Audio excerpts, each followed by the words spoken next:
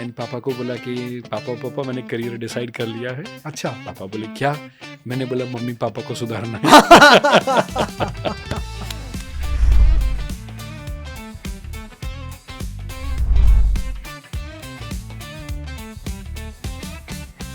कि 9th standard के अंदर मैं एज अ मैकेनिक के तौर पे काम करता, 2 व्हीलर रिपेयर करता and 700 rupees was the salary.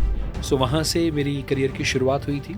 Maximum parents बच्चों को लव करते हैं बट बड़े सपनों के ऊपर ट्रस्ट नहीं करते। एक सबसे इंपॉर्टेंट चीज सर, सबसे बड़ी पेरेंटिंग मिस्टेक्स जो आज लगभग हर घर में रिपीट हो रहा है कि बच्चों को थोड़ी स्ट्रगल करने दें, एंड इसीलिए जो बच्चे ने स्ट्रगल नहीं देखा है, सारी चीज़ें मिली हुई है, वही बच्चे डिप्रेशन का शिकार हो रहे हैं, वही बच्चे को सुसाइडल थॉट्स वगैरह आते हैं।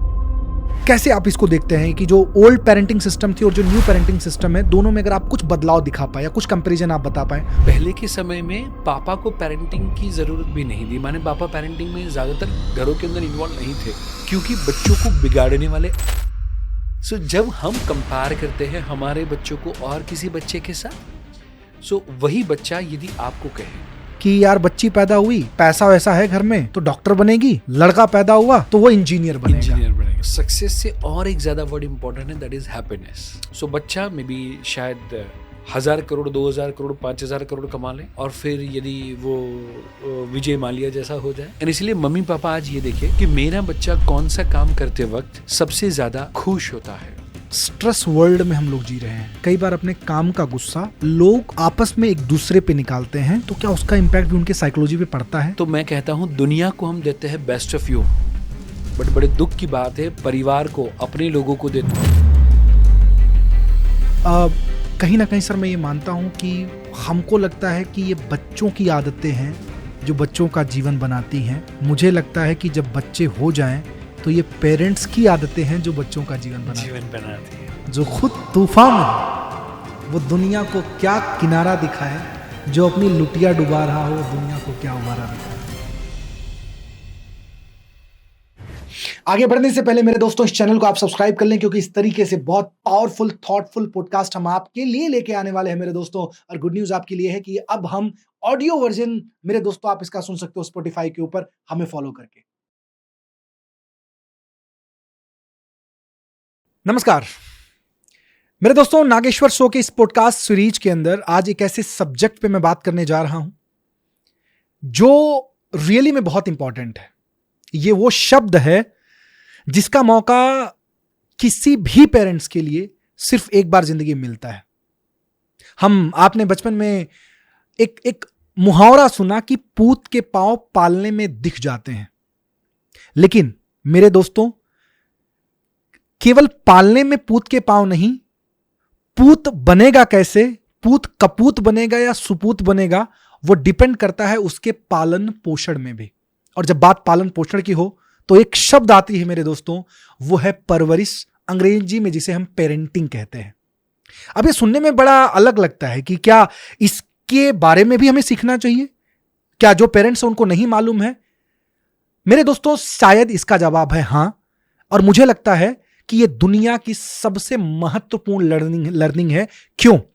क्योंकि परवरिश परिवार का ही नहीं समाज का निर्माण करती है, समाज से देश का निर्माण होता है और देश से इस बेहतरीन दुनिया का निर्माण होता है। आज इन्हीं विषय पर चर्चा करने के लिए मेरे दोस्तों मैं जिस खास मेहमान को बुलाया हूं अपने स्टूडियो में, लगभग 22 साल का उनका अनुभव। मतलब मैं जब उनसे मिला तो उन्होंने मुझे एक चीज कहा कि अगर आप शायद मेरे नसों को छुओगे ना तो उसमें से भी पेरेंटिंग निकलेगा, अगर वो कटा तो उसमें खून नहीं, उसमें पेरेंटिंग निकलेगा। शायद ये एक शब्द था, लेकिन मेरे दोस्तों इससे उनकी जो फीलिंग है इस वर्ड के प्रति या समाज में इन्होंने जो जरूरतें समझी इस शब्द के प्रति, इस कंटेंट या कंटेंट के पीछे के जो कॉन्टेक्स्ट है उसके प्रति मेरे दोस्तों वो पता चलती है। पेरेंटिंग में जब पूरे हिंदुस्तान में एक व्यक्ति का नाम आता है मेरे दोस्तों, जब भी पेरेंटिंग की बात होती है तो उनका नाम सबसे पहले आता है। मेरे दोस्तों बहुत सारे बच्चों के साथ और बच्चों से ज्यादा बच्चों के पेरेंट्स के साथ जिन्होंने अपने 22 साल गुजारे हैं, आज मैं आप सबके बीच इनवाइट कर रहा हूं the one and only Parikshit Joban Putra sir. Thank you so much. Thank you very much. Thank you very much. बहुत बहुत स्वागत है सर आपका, और I am so blessed to have you here. इसलिए ये कह रहा हूं क्योंकि आज के ज़माने में, खास तौर पे एआई के वर्ल्ड में, जेनजी वर्ल्ड में, शायद जिस चीज़ की सबसे ज़्यादा ज़रूरत है आप उसके ऊपर काम कर रहे हैं। आप काम नहीं कर रहे हो सर, आप दुआएं बटोर रहे हो, आप दुआएं बटोर रहे हो। एंड इस नेक काम के लिए मैं ज़रूर ये कहूँगा कि ईश्वर ने आपको काम नहीं दिया है, ईश्वर ने आपको चुना है। सो पहली बात तो बहुत बहुत बधाई थैंक यू इस बेहतरीन काम को करने के लिए। मैं डिटेल में बात करूंगा पेरेंटिंग की, लेकिन मैं जानना चाहूंगा थोड़ा बहुत आपके बारे में। और मेरे साथ मेरे बहुत सारे दर्शक हैं, और एक चीज मैं बता दूं, आज के पॉडकास्ट में मेरा बहुत बड़ा स्वार्थ छुपा है। सबसे बड़ा स्वार्थ, लगभग 70,000 की टीम मैं दुनिया के 38 कंट्री में लीड कर रहा हूं। बहुत सारे पेरेंट्स हैं जिसके बच्चे 5 साल की उम्र से लेकर 20 साल की उम्र के तक के हैं। तो मुझे लग रहा है कि ये पॉडकास्ट मैं आपके साथ इसलिए कर रहा हूं क्योंकि इसके माध्यम से मैं उनको और तमाम सारे दर्शक जो इस दुनिया में आपके चाहने वाले हैं, मेरे चाहने वाले हैं, और जो ज़्यादा सीखना चाहते हैं इसके बारे में, शायद हम उन तक बहुत कुछ पहुंचा पाए। लेकिन मैं सब्जेक्ट पे आऊँगा, विषय पे आऊँगा, उससे पहले थोड़ी बहुत जर्नी मैं आपकी चाहूँगा कि कैसे शुरू हुआ आपका बचपना, कैसे आप कोचिंग इंडस्ट्री में आए, और फिर क्यों आपने पेरेंटिंग को चुना। Excellent, thank you very much. And आप भी बहुत ही अच्छा काम कर रहे हैं। माने 70,000 के फैमिली को लीड करना is a huge huge huge number. And आपके जो अचीवमेंट्स मैंने देखे, इट्स वंडरफुल। और सबसे पावरफुल चीज़ जो मुझे लगी, एंड दैट इज़ जो आपने बताया था कि 1200 से ज़्यादा मदर्स जो पहले हाउसवाइफ हुआ करती थी, नाउ अब वो suited booted on stage training देती है। तो मुझे लगता है मदर का एम्पावरमेंट कर रहे हैं आप, वो सबसे बड़ा, सबसे काबिल तारीफ काम है। Thank you so much sir, excellent. And जो मेरी जर्नी की बात जब आपने कही, तो मुझे लगता है कि हर व्यक्ति 17-18 साल के आसपास पेरेंटिंग कोच अपने आप बन ही जाता है। हर बच्चा ये एज पे ये सोचना शुरू करता है कि मेरे मम्मी पापा ने मेरे साथ क्या गलत किया एंड मेरे मम्मी पापा ने मेरे साथ क्या सही किया। सारे व्यूअर्स एग्री करेंगे कि वो सोचता है कि यार ये तो मैं मेरे बच्चे के साथ नहीं ही करूँगा, मैं जब मम्मी बनूंगा या मैं जब पापा बनूंगा तो मैं ये मेरे बच्चे के साथ नहीं करूँगा।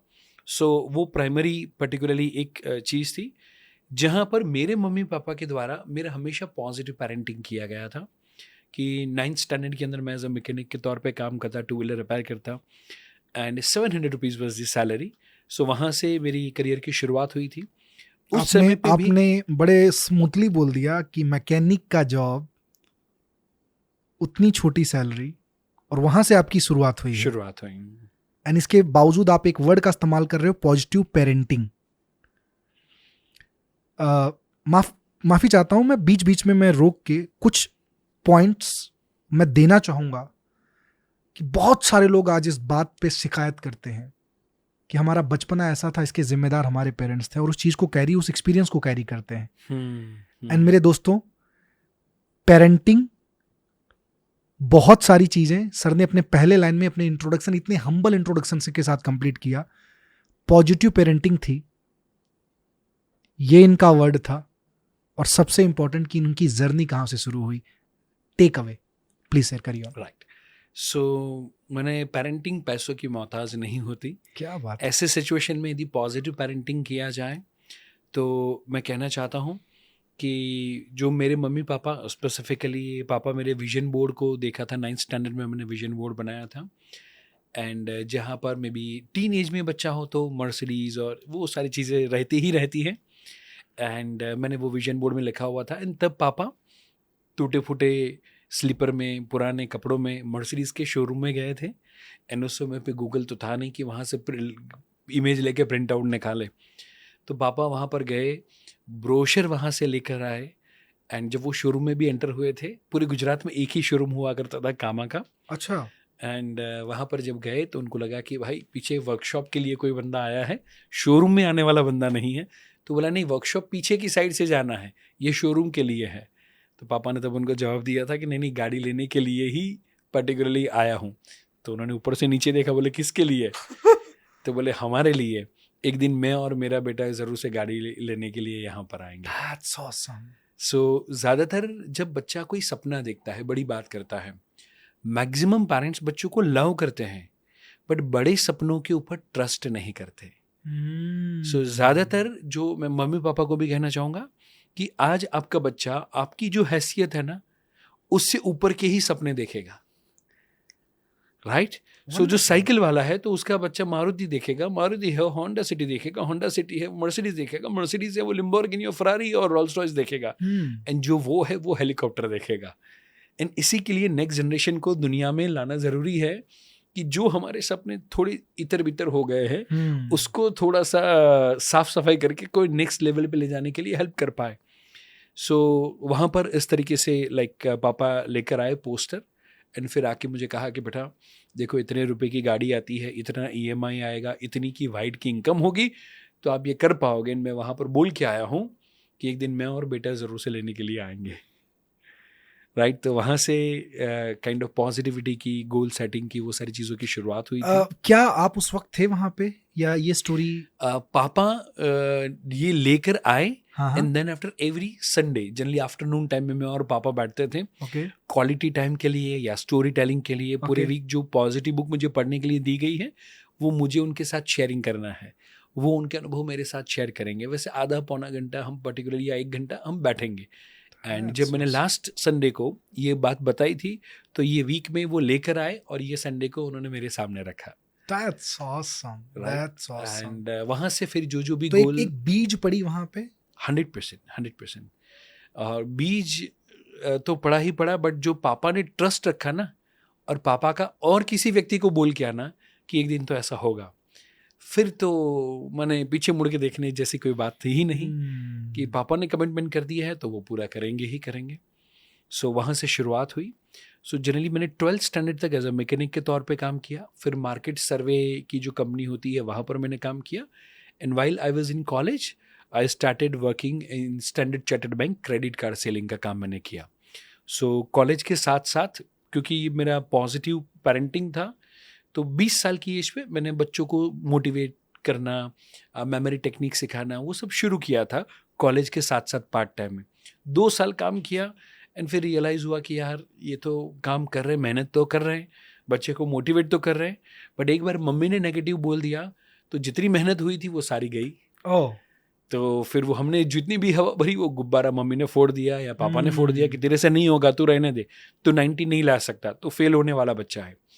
तो 2 साल बच्चों के साथ रहते हुए मुझे रियलाइज़ हुआ कि मुझे यदि एक्चुअल में ट्रांसफॉर्मेशन लाना है तो ये जो जेरोक्स कॉपी है उस पर काम करेंगे तो उतना लिमिटेड ट्रांसफॉर्मेशन आएगा, बट यदि रियल ट्रांसफॉर्मेशन चाहिए तो हमें ओरिजिनल कॉपी पे काम करना पड़ेगा। तो यू मीन जीरोक्स कॉपी का मतलब बच्चे और ओरिजिनल कॉपी का मतलब पेरेंट्स। तो आपने सोचा कि बच्चों को सिखाने के बजाय भी पेरेंट्स को सिखाना जरूरी है। That's awesome. That's awesome. मुझे याद है 22 साल पे मैं पापा के पास गया एंड पापा को बोला कि पापा मैंने करियर डिसाइड कर लिया है। अच्छा। पापा बोले क्या?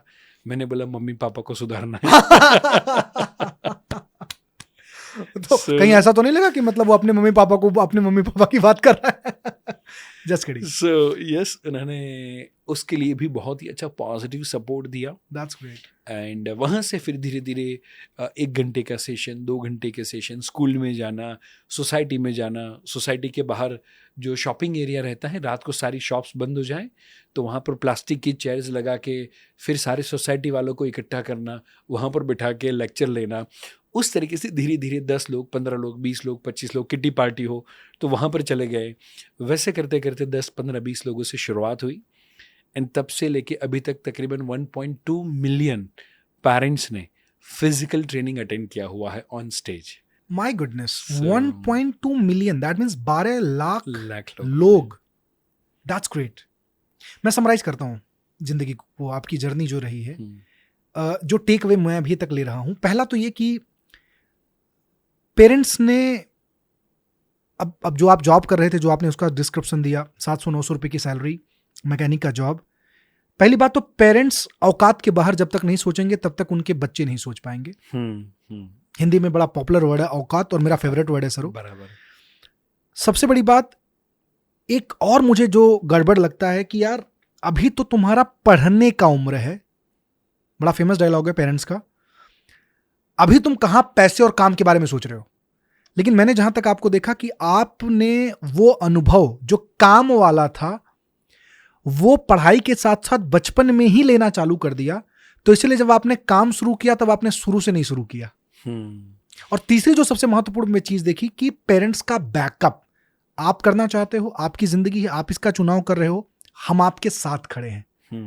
तो ये जो 3 चीजें हैं, ये जो 3 लर्निंग अभी तक मैंने पेरेंट्स वाली ले ली है, पेरेंटिंग की 3 स्टेप्स मैंने आपसे ले लिए हैं, जो आपके पिताजी से। कैसे जर्नी शुरू हुई फिर आपकी? सो फिर इस तरीके से इवेंट्स पे इवेंट्स थोड़े बहुत करते गए, एंड देन आफ्टर मुझे लगा कि अब कुछ बड़ा लेवल पे करते हैं, एंड फिर मैंने 1.25 लाख रुपए का सिटी फाइनेंस से पर्सनल लोन लिया। अच्छा। 3-4 न्यूज़पेपर में एडवर्टीजमेंट दिया, एंड आई थॉट कि अब तो करियर नेक्स्ट लेवल पे चला जाएगा। ये जो 3 साल का लोन है वो तो महीने में भर देंगे, पूरा बैच फुल हो जाएगा वगैरह वगैरह। एंड लोन लिया, ऑडिटोरियम बुक करवाया, 3-4 न्यूज़पेपर में ऐड गया, एंड आई वाज लाइक कि शाम को तो भर जाएगा। एंड टोटल 4 लोग आए, माय गुडनेस। एंड 4 में से 2 लोगों को जैसे उनको पता चला परीक्षित जुबनपुत्रा, तो उनको लगा कि बड़ा व्यक्ति होगा। हाँ, नाम बड़ा तो नाउ जब मैं स्टेज पे आया तो देखा यार ये तो बच्चा है, तो वो वहाँ से 2 लोग निकल गए, 2 लोग बैठे, जिसमें से एक व्यक्ति नंदू देश पांडे उनका नाम था। उन्होंने खाली 100 रुपीज़ का टोकन, क्योंकि उस समय पे 100 रुपीज़ का टोकन, फिर बाकी का वर्कशॉप के समय पे रिमेनिंग पेमेंट करना है उस तरीके से, तो उन्होंने 100 रुपीज़ भरा, नाम लिखवाया, एंड उसके बाद में कभी वर्कशॉप में नहीं आए। एंड जो दूसरे व्यक्ति थे उन्होंने बोला कि बेटा और कुछ काम करो, अभी बीकॉम किए हो तो आप में भी CA करो, MBA करो, UPSC GPSC की तैयारी करो, और कुछ करो, ये काम बंद करो। वो एडवाइस दे के चले गए। ये एक व्यक्ति और उनका नाम, उनका चेहरा, उनके चश्मे और उनके 100 रुपये, मुझे लगता है मेरी जीवन की सबसे बड़ी कमाई थी। क्या बात है सर। एंड 3 साल तक उसके हफ्ते भरे जॉब करते करते। एंड जो दिन लोन ख़त्म हुआ, पापा के पास गया एंड बोला कि पापा EMI कंप्लीट। पापा ने बोला क्या करना है? मैंने बोला फिर से वही करना है। एंड 2 या 3 दिन के बाद फिर से लोन अप्लाई किया, एंड वो EMI गए थे तो इस बार थोड़ा बड़ा मिला, तो थोड़ा बड़ा रिस्क ले पाए, एंड फिर से बड़े इवेंट के लिए प्लान किया। एंड समहाउ 6 साल लगे, असमंजस में लॉस आए गए रिकवर करने में। 6 साल के बाद में ये नो प्रॉफिट नो लॉस पे पहुंचा। सो यू मीन 22 से आपने स्टार्ट किया, और 6 साल यानी कि बाय द एज ऑफ 27 तक नो प्रॉफिट नो लॉस, मतलब बस चलते रहे। Wow. And in between Megha मेरे जीवन में आए, एंड उनका ये पर्पस था कि मेरे पास ये जो टैलेंट है या मेरा ये जो पैशन है वो दुनिया तक पहुंचाना है। That's great. एंड जैसे वो डबल इंजन की सरकार बोलते हैं, राइट, 1+1 11 बोलते हैं। हाँ जी।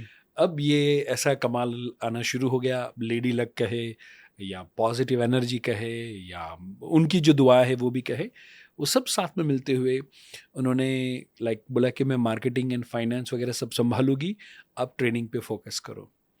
एंड फिर उन्होंने जो साथ दिया, फिर वहाँ से हमने काम करने की शुरुआत करी।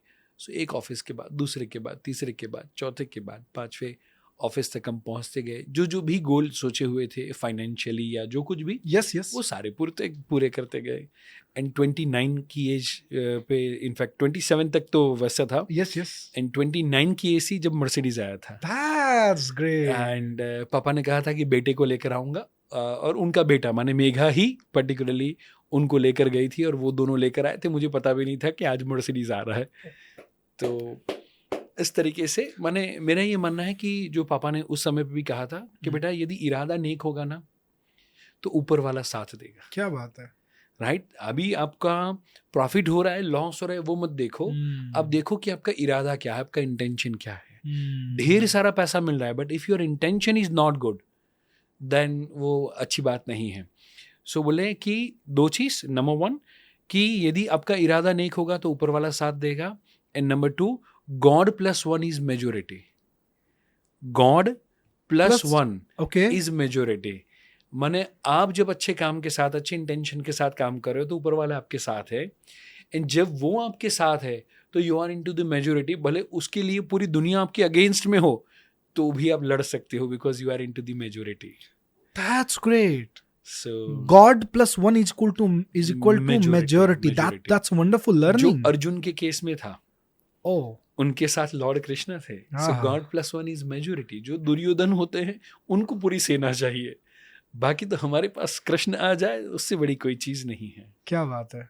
मतलब भगवान कृष्ण की सेना, नारायणी सेना सामने थी, नारायण अर्जुन के साथ थे, तो God plus 1 is majority. I mean this is the first time I'm hearing.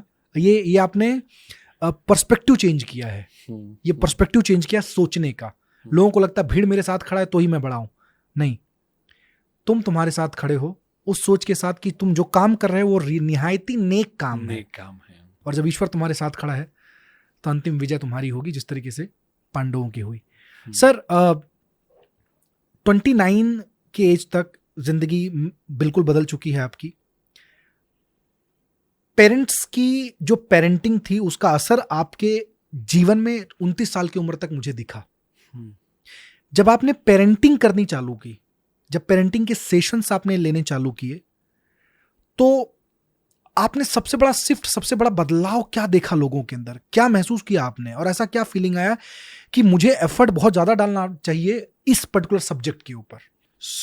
जैसे वन ऑफ द पेरेंट जिन्होंने मुंबई के अंदर थे, वन ऑफ द पेरेंट जिनके बच्चे को चैलेंज था ADHD को लेकर, एंड तकरीबन 4 साल से वो दवाई दे रहे थे। ओके, मेडिकेशंस वो चल रहे थे, एंड डॉक्टर ने बोला था कि देना पड़ेगा। स्कूल वालों ने रेकमेंड किया था कि आपको टेस्ट किया है, अदरवाइज बच्चा स्कूल में शांति से बैठता नहीं, तो स्कूल में एडमिशन चाहिए तो आपको भी मेडिकेशन देना पड़ेगा, बच्चा शांति से बैठना चाहिए। बट पेरेंट देना नहीं चाहते थे इतने छोटे बच्चे को। बट किसी और ने रेकमेंड किया कि आप इनके पेरेंटिंग सीखो, वो अप्लाई करना शुरू करो। उन्होंने अप्लाई करना शुरू किया, कुछ 2.5-3 महीने का टाइम हुआ होगा, एंड बच्चे की मेडिकेशंस बंद हो गई। जो 4 साल से बच्चा ले रहा था, 7, 7.5, 8 साल के आसपास का बच्चा होगा, जो ऑलमोस्ट माने 4-4.25 साल का हुआ, माने ऑलमोस्ट जब स्कूल चालू हुआ उसके बाद में उसकी मेडिकेशन चालू हुई थी। एंड वो पेरेंटिंग में आए। फिर उनके बच्चे को हम बच्चों का प्रोग्राम करते हैं एंजॉय योर एग्जाम्स, उसको लेकर भी उन्होंने एनरोलमेंट करवाया। फिर उन्होंने कहा कि जब आप मुंबई आओ ना तो एक बार हमारे घर पे ज़रूर आना। तो मैं कहा चलो चलते हैं, एंड उनके घर पे गए तो उन्होंने बोला कि आपको एक चीज़ दिखानी। मैंने गया, एंड फिर उन्होंने मंदिर दिखाया और मंदिर में फ़ोटो रखा हुआ था, एंड उन्होंने कहा कि मैं जब ऊपर वाले से हमारे परिवार की हेल्थ की दुआ करती हूँ, उसी समय पे आपकी और आपके परिवार की हेल्थ की दुआ भी यहाँ पर रोज़ होती है। क्या बात है। तो मुझे लगता है कि बड़े भवन बन जाए, उससे अच्छा लोगों की भावनाओं में हम आ जाएं। वाह, वो सबसे बड़ी कमाई है, वो सबसे बड़ी कमाई है। एंड इसलिए मुझे लगा कि ढेर सारे ऐसे पेरेंट्स हैं जिनको राइट नॉलेज की ज़रूरत है। बिकॉज आज जो पेरेंट्स हैं वो समहाउ में भी because of social media, because of competition, because of दुनिया में जो चल रहा है, वो भीड़ भाड़ में शायद पेरेंट्स अपने जो लव का पावर है, अपनी केयर का पावर है, वो समहाउ मिस कर रहे हैं। बिकॉज ऑफ दैट वो कम पावर वाले हैं, तो बच्चे जो पावरफुल चीज़ें हैं, सोशल मीडिया और बाकी की सारी चीज़ें, बच्चे वहाँ पर भाग रहे हैं। और मुझे लगता है कि पेरेंट और चाइल्ड का स्ट्रॉन्ग रिलेशनशिप हो जाए, वो यदि कनेक्शन स्ट्रांग हो जाए, तो उससे बेहतर चीज़ पूरे समाज के लिए, पूरे ब्रह्मांड के लिए और कुछ नहीं हो सकती। अब चूंकि आपने पेरेंटिंग पे आ गए हैं सब्जेक्ट पे, तो अब मैं कुछ बातें कर लेता हूं जो मुझे लगता है कि ये लोगों तक पहुंचना बहुत ज़रूरी है। AI का ज़माना आ चुका है, जनजी वर्ल्ड आ चुका है, तो मैं ये कह रहा हूं कि ज़माना बदल गया है, लेकिन पेरेंटिंग शायद ज़माने के हिसाब से नहीं बदली। आपका इसके ऊपर क्या कहना है? 100%। सो जीवन के अंदर हर छोटे छोटे पहलू, मैंने पहले ऑफिस पे, मैंने खेत वॉज दी ऑफिस, तो बैलगाड़ी पे जाया करते थे। क्या आज बैलगाड़ी पे मैं और आप ऑफिस पे जाएंगे? Answer is absolutely no. तो जैसे काम का तरीका बदला, वैसे पहरवेश बदल गया, वैसे ट्रांसपोर्टेशन बदल गया, वो सारी चीज़ों को हमने अडॉप्ट किया। तो सेम वे जो पेरेंटिंग पहले चल रहा था, मोर और लेस वही तरीका जो चल रहा है, इसीलिए हमें प्रॉब्लम आ रहे हैं। सो जो समय बदल गया है उसके अकॉर्डिंग पेरेंटिंग भी बदलना बेहद ज़्यादा ज़रूरी है, बहुत ज़्यादा ज़रूरी है। क्या बदलाव होने चाहिए? कुछ अगर आप कंपेरेटिव एग्जांपल आप दे सकते हो, जैसे पहले की जो पेरेंटिंग थी और अब की जो पेरेंटिंग है, क्योंकि बच्चे जंजी हैं, सोशल मीडिया का है उनके पास में, कंपैरिजन बहुत जल्दी हो जाती है, इनका ऐसा उनका ऐसा, इनका वैसा उनका ऐसा।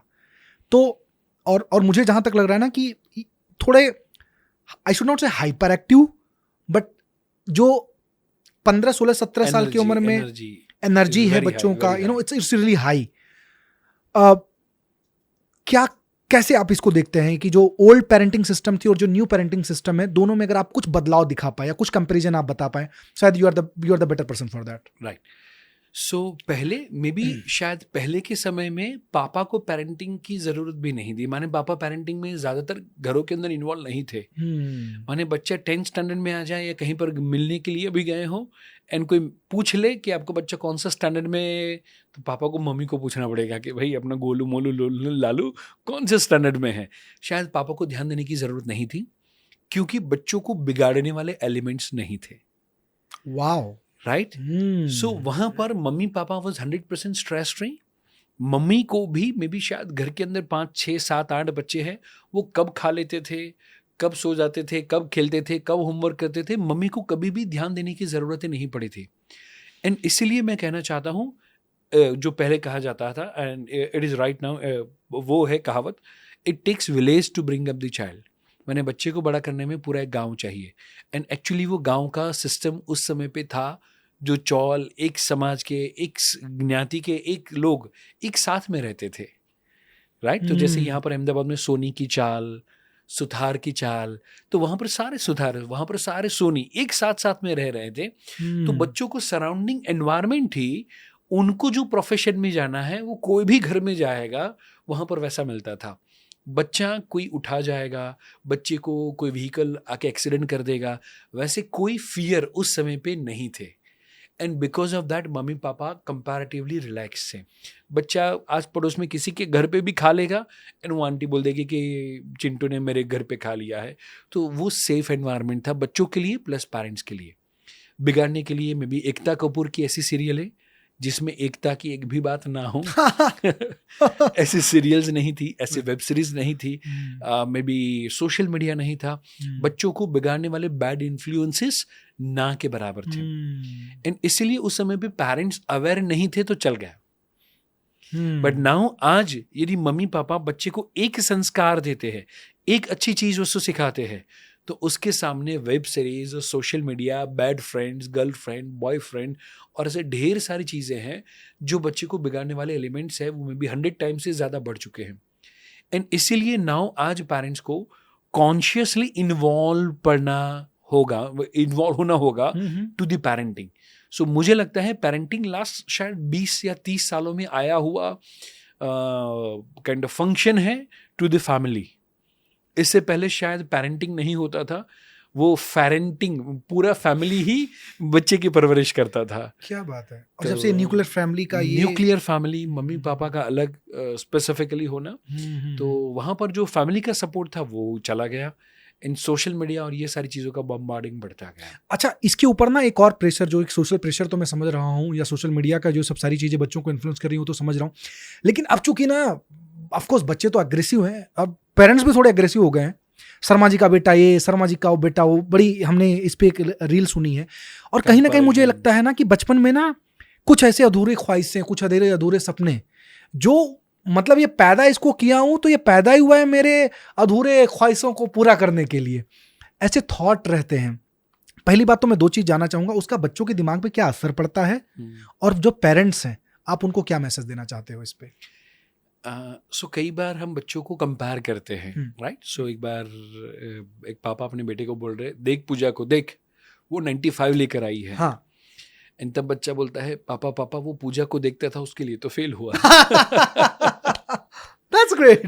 राइट। सो पूजा को देखने की पापा की साइकोलॉजी अलग थी एंड बच्चे की पूजा को देखने की साइकोलॉजी टोटली अलग थी। क्या बात है। सो जब हम कंपेयर करते हैं हमारे बच्चों को और किसी बच्चे के साथ, सो वही बच्चा यदि आपको कहे कि देखो वो रौनक के पापा को या गौरांग के पापा को, आप मुझे बोलते हो देख वो 90 लाया, पर मैं कहूं कि आप देखो उनके पापा को कि 4-4 गाड़ियां पार्किंग में पड़ी हैं, उनका बैंक बैलेंस देखो, उनका घर देखो, उनका बंगलो देखो, आप भी सीख कर आओ कि इतना पैसा कैसे कमाना। यदि बच्चा बोल देगा तो मम्मी पापा बोलेंगे घोर कलयुग है, बच्चे बिगड़ गए हैं। पर बच्चा कहता है मैंने तो वही कहा जो इतने समय से आप मुझे कह रहे हो। आपने कहा मैं उसके पास से सीख कर आता हूँ कि 90% कैसे लाना, पर आप भी तो जाओ कि उतने पैसे कैसे कमाना, वो सीख कर आओ। सो कंपैरिजन किसी को भी पसंद नहीं है। जनरली मम्मी माताएं कंपैरिजन करती हैं, तो बच्चा कहता है कि मम्मा मम्मा कल रात की तो बात है, वो कल तूने जो पाव भाजी बनाए थे वो खाते खाते पापा खाली उतना बोले कि दक्षा आंटी के जैसे पाव भाजी नहीं बने हैं। तो कितना गुस्सा किया था तूने, और बोली थी तो फिर लाना था ना उस दक्षा को। तो वो पाव भाजी के लिए तो तेरी सिर्फ 1 घंटे की मेहनत थी ना माँ, और ये 52% लाने के लिए तो मेरी पूरे साल की मेहनत थी। वाह। एंड जब मेरा कंपैरिजन तूने वो गौरांग के साथ किया, एंड मैं यदि कहता तो मुझे क्यों पैदा किया, पैदा करना था ना वो गौरांग को, तो मैंने तो इनविटेशन नहीं भेजा था। सो किसी भी व्यक्ति को अपना कंपैरिजन, मे बी मम्मी होगी, मे बी पापा होंगे, और किसी के साथ होगा, हमें ज़रा भी पसंद नहीं है। एंड इसीलिए हमें बच्चों को कभी भी कंपेयर नहीं करना चाहिए, number 1। Number 2 and most important thing, हमारे जो भी अधूरे सपने हैं वो हमारे सपने हैं। वाह। वो हम बच्चों के ऊपर जितना थोपने की कोशिश करेंगे उतना बच्चा उससे दूर भागेगा।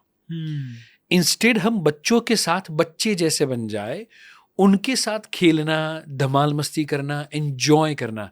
माने बच्चों के साथ आप बड़े रहकर बात करोगे तो बच्चे जिंदगी भर बच्चे ही रहेंगे। That's wonderful. बट बच्चों के साथ आप बच्चे जैसे हो जाओगे, धमाल मस्ती करोगे, एंजॉय करोगे, सेलिब्रेट करोगे, एंड वो बच्चा जब आपकी कंपनी को एंजॉय करेगा, तो जब आप बच्चों के साथ बच्चे बन जाओगे तो बच्चे आपके साथ जल्दी बड़े हो जाएंगे, बच्चे रिस्पॉन्सिबल हो जाएंगे। उनको खुशी के लिए, उनको डोपामिन रश के लिए फिर वो मोबाइल की ज़रूरत नहीं पड़ेगी, उसको वो रील नहीं देखनी पड़ेगी। वो रील की जगह उसको पापा के साथ तकिया फाइटिंग करना पसंद होगा, उसको मम्मा के साथ गुफ्तगू करना, स्टोरी टेलिंग मम्मी करे, वो उसको पसंद होगा। तो बच्चे को TV and may be Doraemon और पोकेमोन ना जो भी कुछ है, या पबजी ना फ्री फायर, वो चीज़ की ज़रूरत नहीं है। बच्चे को हैप्पीनेस की ज़रूरत है। वो हैप्पीनेस मम्मी पापा आज से ये सोचे कि वो मैं देना शुरू करूं, तो बच्चे को सोशल मीडिया की जरूरत है ही नहीं। क्या बात है। इसी पॉइंट पे ना एक और पॉइंट मैं आपसे पूछ लेता हूं कि जैसे पेरेंट्स के लिए उनके बच्चे सफल हों, सक्सेस हों, और डेफिनेशन कहीं ना कहीं उनके दिमाग में सफलता के ये होता है कि जो सफलता उनको नहीं मिली है वो उनको मिले। सक्सेस की मिसाल हर व्यक्ति ने अलग ढूंढी, किसी ने सैलरी में ढूंढी, किसी ने पावर में ढूंढा। आज इंडिया के अंदर बच्चे, जैसे लड़की पैदा हुई, खासतौर पे चूंकि आई एम फ्रॉम साउथ, तो सर वहां पे ना एक कल्चर सा बन चुका है कि यार बच्ची पैदा हुई, पैसा वैसा है घर में तो डॉक्टर बनेगी, लड़का पैदा हुआ तो वो इंजीनियर बनेगा। ये लोगों ने एक तरीके से मानसिकता फिक्स कर दी है। इतना 22 साल का आपका अनुभव, बहुत सारे बच्चों पे आपने R&D किया, सर बच्चों की प्रकृति अलग नहीं हो सकती? क्या वो बच्चे कुछ और करने के लिए नहीं पैदा हुए? तो ऐसा तो नहीं कि बच्चा कुछ और करने के लिए पैदा हुआ है और चूंकि पेरेंट्स का एक प्री डिटरमाइंड या प्री डिफाइंड थॉट है वो आप उसके ऊपर थोप रहे हो, इसका उसके कैरियर पे क्या असर पड़ता है? शायद जो हमने कहा सक्सेस से और एक ज्यादा वर्ड इंपॉर्टेंट है, दैट इज हैप्पीनेस।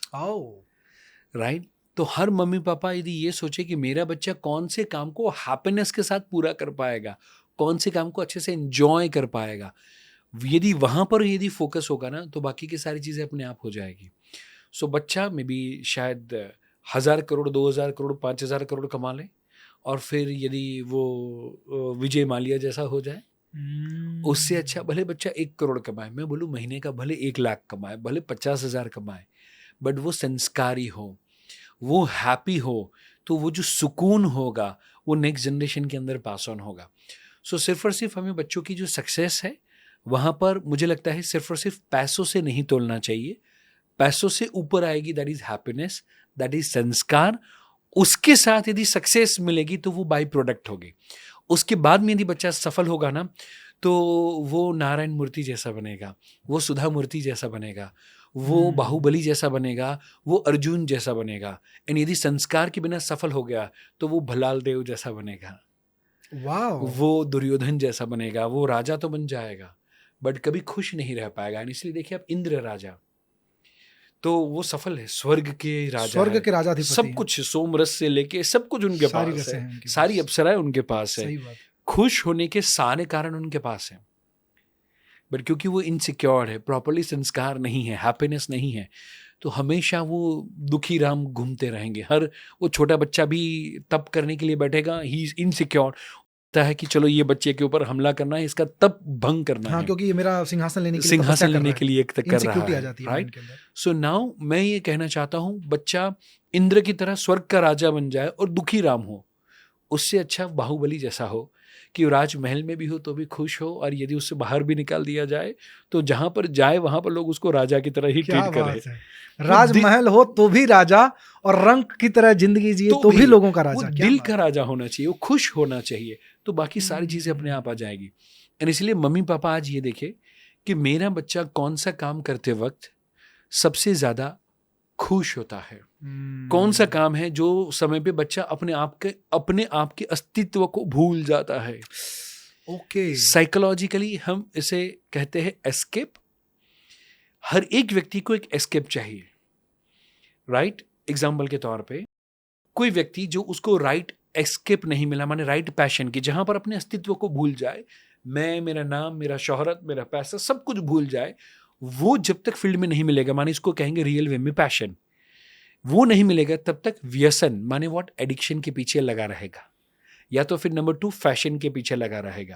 और इसलिए ज़्यादातर आईटी की कंपनीज या भी ढेर सारी कंपनीज में आप देखेंगे, जैसे ही ब्रेक होता है लोग क्या करते हैं, बाहर जाके बोले सुट्टा ब्रेक, सुट्टा, right. Maybe tea coffee, जैसे ही वीकेंड आया तो night out, party, drinking, dance, वो सारी जगह पर लोग खुशियाँ ढूंढ रहे हैं। बट एक्चुअली वो शायद कहानी आपने सुनी हो, एक दादी माँ एक जगह पर रोड पे गांव के अंदर कुछ ढूंढ रहे थे, तो एक व्यक्ति वहाँ से, सेवाभावी व्यक्ति जब वहाँ से गुजरा तो उसने देखा कि ये तो बुजुर्ग महिला है और ये कुछ ढूंढ रही है, तो पूछा, दादी माँ क्या ढूंढ रही हो, क्या हुआ?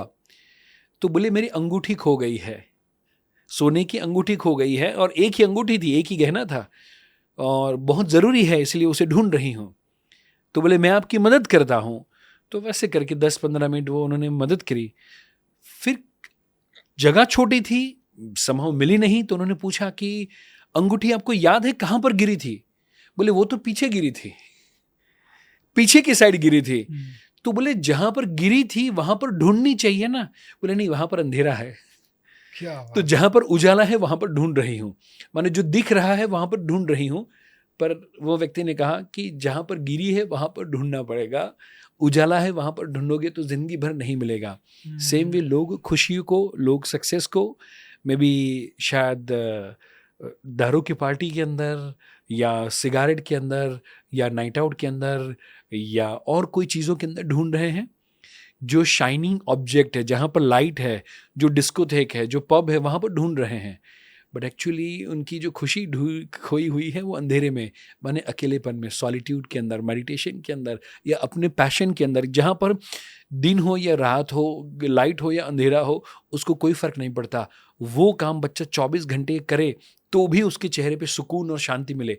वैसा कौन सा काम है, माने कौन सा काम बच्चा एंजॉय करता है, वो काम को मम्मी पापा को ढूंढना चाहिए। इसीलिए कहता हूँ, बच्चे की कमी को सुधारना वो मम्मी पापा का काम नहीं है, बच्चे की खूबी को निखारना वो माता पिता का काम है।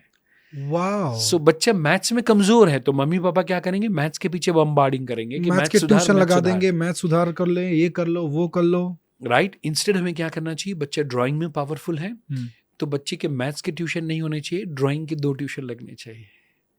बच्चे को इंग्लिश ज़्यादा पसंद है, लैंग्वेज ज़्यादा पसंद है, तो बच्चे को लैंग्वेज में मास्टर बनाना चाहिए।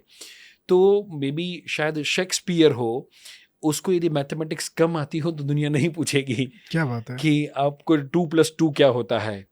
बट वैसे वो कविता का सृजन, वैसे वो ड्रामा का सृजन करके चला जाएगा कि उनके मरने के 100 साल के बाद भी लोग उनको याद करेंगे। तो बनाना है तो शेक्सपियर बनाओ, अगर उसको मैथ्स में नहीं नंबर आता है तो मैथ्स के पीछे मत पढ़ो।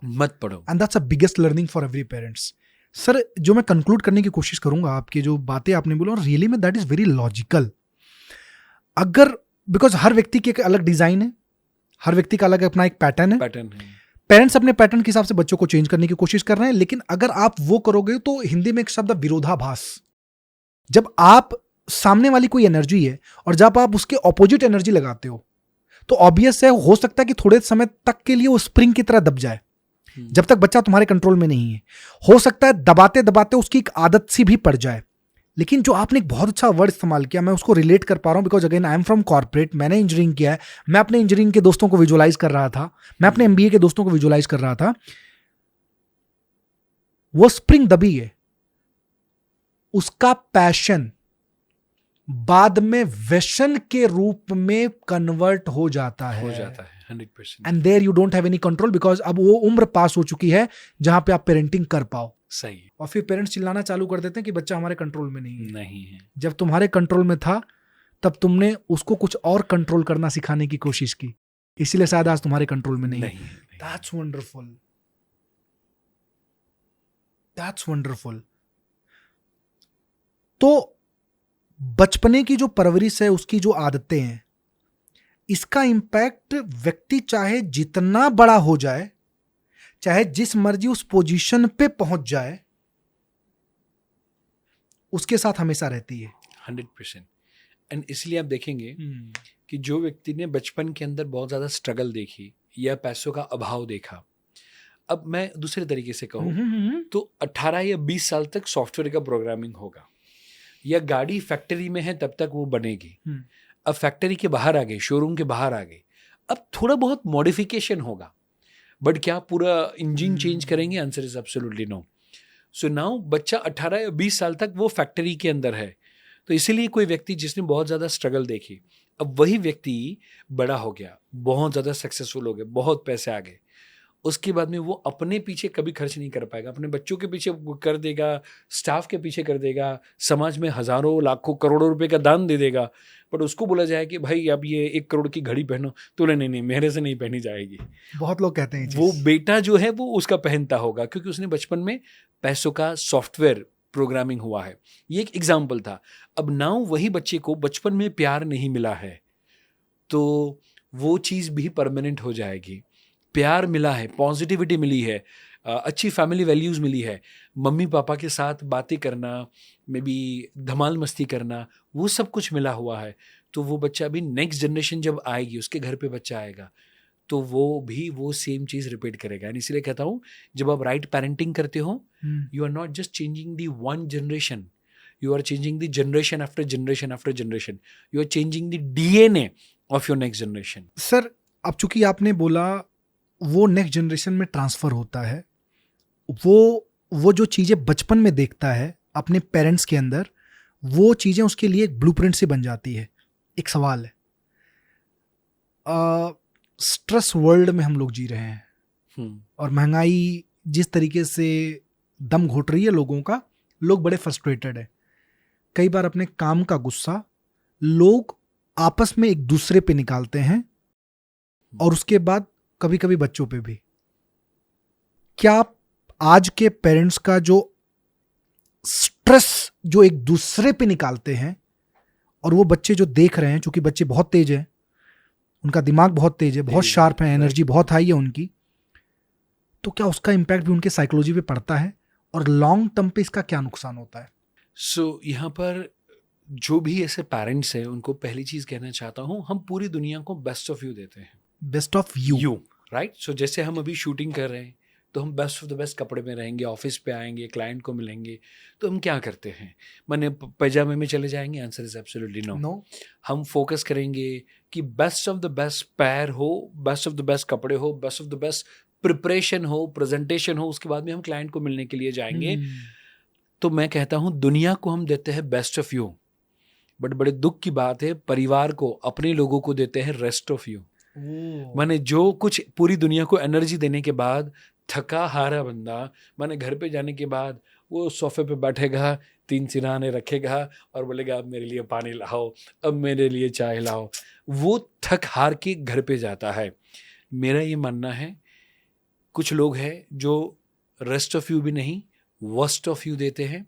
जो आपने कहा कि जो बच्चे के ऊपर गुस्सा करेंगे, या वाइफ के ऊपर गुस्सा करेंगे, या हाथ उठाएंगे, या बैड वर्ड्स का प्रयोग करेंगे फैमिली के अंदर, मेरा ये मानना है कि हमें दुनिया को उतनी ही एनर्जी देनी है, उतनी ही एनर्जी हमें उनको देनी है कि जितनी एनर्जी देने के बाद हम अपने परिवार को एटलीस्ट आधे घंटे के लिए, पौने घंटे के लिए बेस्ट ऑफ यू दे पाए।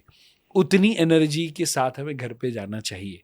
सो आधा घंटा वाइफ को बेस्ट ऑफ यू दे दे, बच्चों को या मम्मी पापा को बेस्ट ऑफ यू दे दे, तो लाइफ इज़ बल्ले बल्ले. अदरवाइज यदि वो हमने नहीं दिया और हम 12,000 करोड़ रुपए का बिजनेस एम्पायर क्रिएट कर ले, यदि हमें भारत रत्न डॉक्टर अब्दुल कलाम के हाथ से मिल जाए, यदि हम रेमंड जैसी ब्रांड भी क्रिएट कर ले, बट समहाउ वो बच्चा होगा जिसने सिर्फ और सिर्फ पापा को पैसे कमाते हुए देखा है, बट घर में आके प्यार कमाते हुए नहीं देखा है. वाह. तो वो बच्चा फिर बड़ा होगा, 12,000 करोड़ पे साइन करवा के वो घर के बाहर निकाल देगा. एंड मिस्टर सिंघानिया, जिन्होंने रिटायरमेंट के बाद में बुक लिखी माई इनकम्प्लीट लाइफ, रेमंड के मालिक, रेमंड के मालिक. Oh yes yes yes yes. तो मेरा ये मानना है कि शायद 12,000 करोड़ की जगह वो 1,200 करोड़ कमाते. पर यदि वो चीज होता फैमिली के अंदर, यदि खुशी होती, सब साथ में मिलते रहते, तो क्या आप अग्री करते हैं कि शायद 12,000 करोड़ की जगह 1200, 1200 की जगह 120, 120 की जगह 12 नहीं, मैं बोलूँ 1.2 करोड़ नहीं, 1.2 लाख पूरी जिंदगी की कमाई होना, तो भी राजी खुशी के साथ रहा जा सकता है. इसलिए एक छोटा सा एग्जाम्पल देना चाहूँगा. प्लीज. 4 रास्ते पे खड़ा था, एक BMW कार थी जिसमें मम्मी पापा एंड पटेल बच्चा पीछे बैठा हुआ है. मम्मी मुंह फुलाए हुए बैठी है, पापा भी गुस्से में है, बच्चा पीछे मोबाइल एंड हेडफोन लगा के कुछ कर रहा है. एक ये फैमिली, मेरी गाड़ी बीच में है. ये साइड एक वर्कर, जो लॉरी वाली जो साइकिल रहती है सामान वाली, वहां पर वो पापा साइकिल चला रहे, पीछे कुछ सामान लोड या अपलोड हो चुका जा है. रहा तो नाउ पर्टिकुलरली मम्मी बैठी हुई है और उनका 1.5-2 साल का छोटा सा बच्चा है. और यहाँ पर वो जो मम्मी है वो बच्चे को उछाल रही है, खेल रही है, उछाल रही है, उसके साथ खेल रही है, हंस रही है. एंड जब सिग्नल पे साइकिल खड़ा है तो वो पापा भी पीछे मुड़ के देखते हैं और बच्चा पापा को देख के हंसता है. मुझे लगता है ये दोनों में ये थोड़े ज़्यादा अमीर हैं. क्या बात है सर. राइट. सिर्फ और सिर्फ ये चीज़ से खुशी मिलती तो समहाउ मुझे लगता है बिल गेट्स को यदि आज डाइवोर्स फेस ना करना पड़ता. Oh my goodness. राइट. सो मुझे लगता है कि हम दुनिया को जितना बेस्ट ऑफ यू देते हैं, मैं बोलता हूँ 23 घंटे हम पूरी दुनिया को बेस्ट ऑफ यू दे दें, बट 1 घंटा हम फैमिली को बेस्ट ऑफ यू देने की कोशिश करें. वाह. तो मुझे लगता है वो बेस्ट काम होगा. इसलिए घर के बाहर निकलें तो पैसा कमाने पे ध्यान दो, घर के अंदर एंटर हो जाओ तो फिर प्यार कमाने पे ध्यान दो.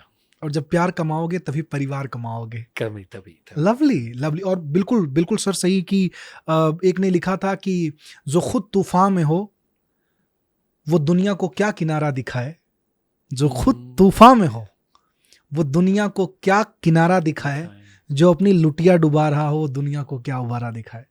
तो मतलब ये है कि अगर आप चाहते हो कि बच्चों को वो चीज आप दे पाओ जो रियल रिचनेस है, जिससे आप सब कुछ होने के बाद में ये ना आपको कहना पड़े कि मेरी इनकम्प्लीट लाइफ, तो इससे बड़ी बात शायद, इससे बड़ा तोहफा कोई पेरेंट्स अपने लिए नहीं दे सकता. सो मैंने अमीरी क्या है, तो जो चीज़ पैसों से नहीं खरीदी जा सकती वो चीज़ें जब आपके पास हो तब आप रियल वे में अमीर हैं. क्या बात है सर. बाकी हमारे और ATM मशीन में क्या फ़र्क है. और कहीं यही वजह तो नहीं है, आपने जो BMW वाला एग्जांपल दिया, वो बच्चा मोबाइल और हेडफोन और एक बच्चा अपने मम्मी और पापा को देख के खिलखिला रहा है. तो ये वजह तो नहीं है कि आज बहुत सारे पेरेंट्स ये कहते हैं, ये हम भी जानते हैं सर, कि हमने तो जी अपने बच्चे को ऐसे बड़ा होते हुए देखा है, हमने उसको ऐसे बड़ा होते हुए नहीं देखा. तो कहीं यही वजह तो नहीं है सर कि बच्चे आज जो है प्यार पेरेंट्स से ज्यादा मोबाइल से कर रहे हैं. 100%. सो बच्चे का प्राइमरी स्पेसिफिकली फर्स्ट जो 7 years है, that is for the heart development, जहाँ पर बच्चा love, care, empathy, sympathy, sharing, वो सारी चीज़ें सीखना चाहिए.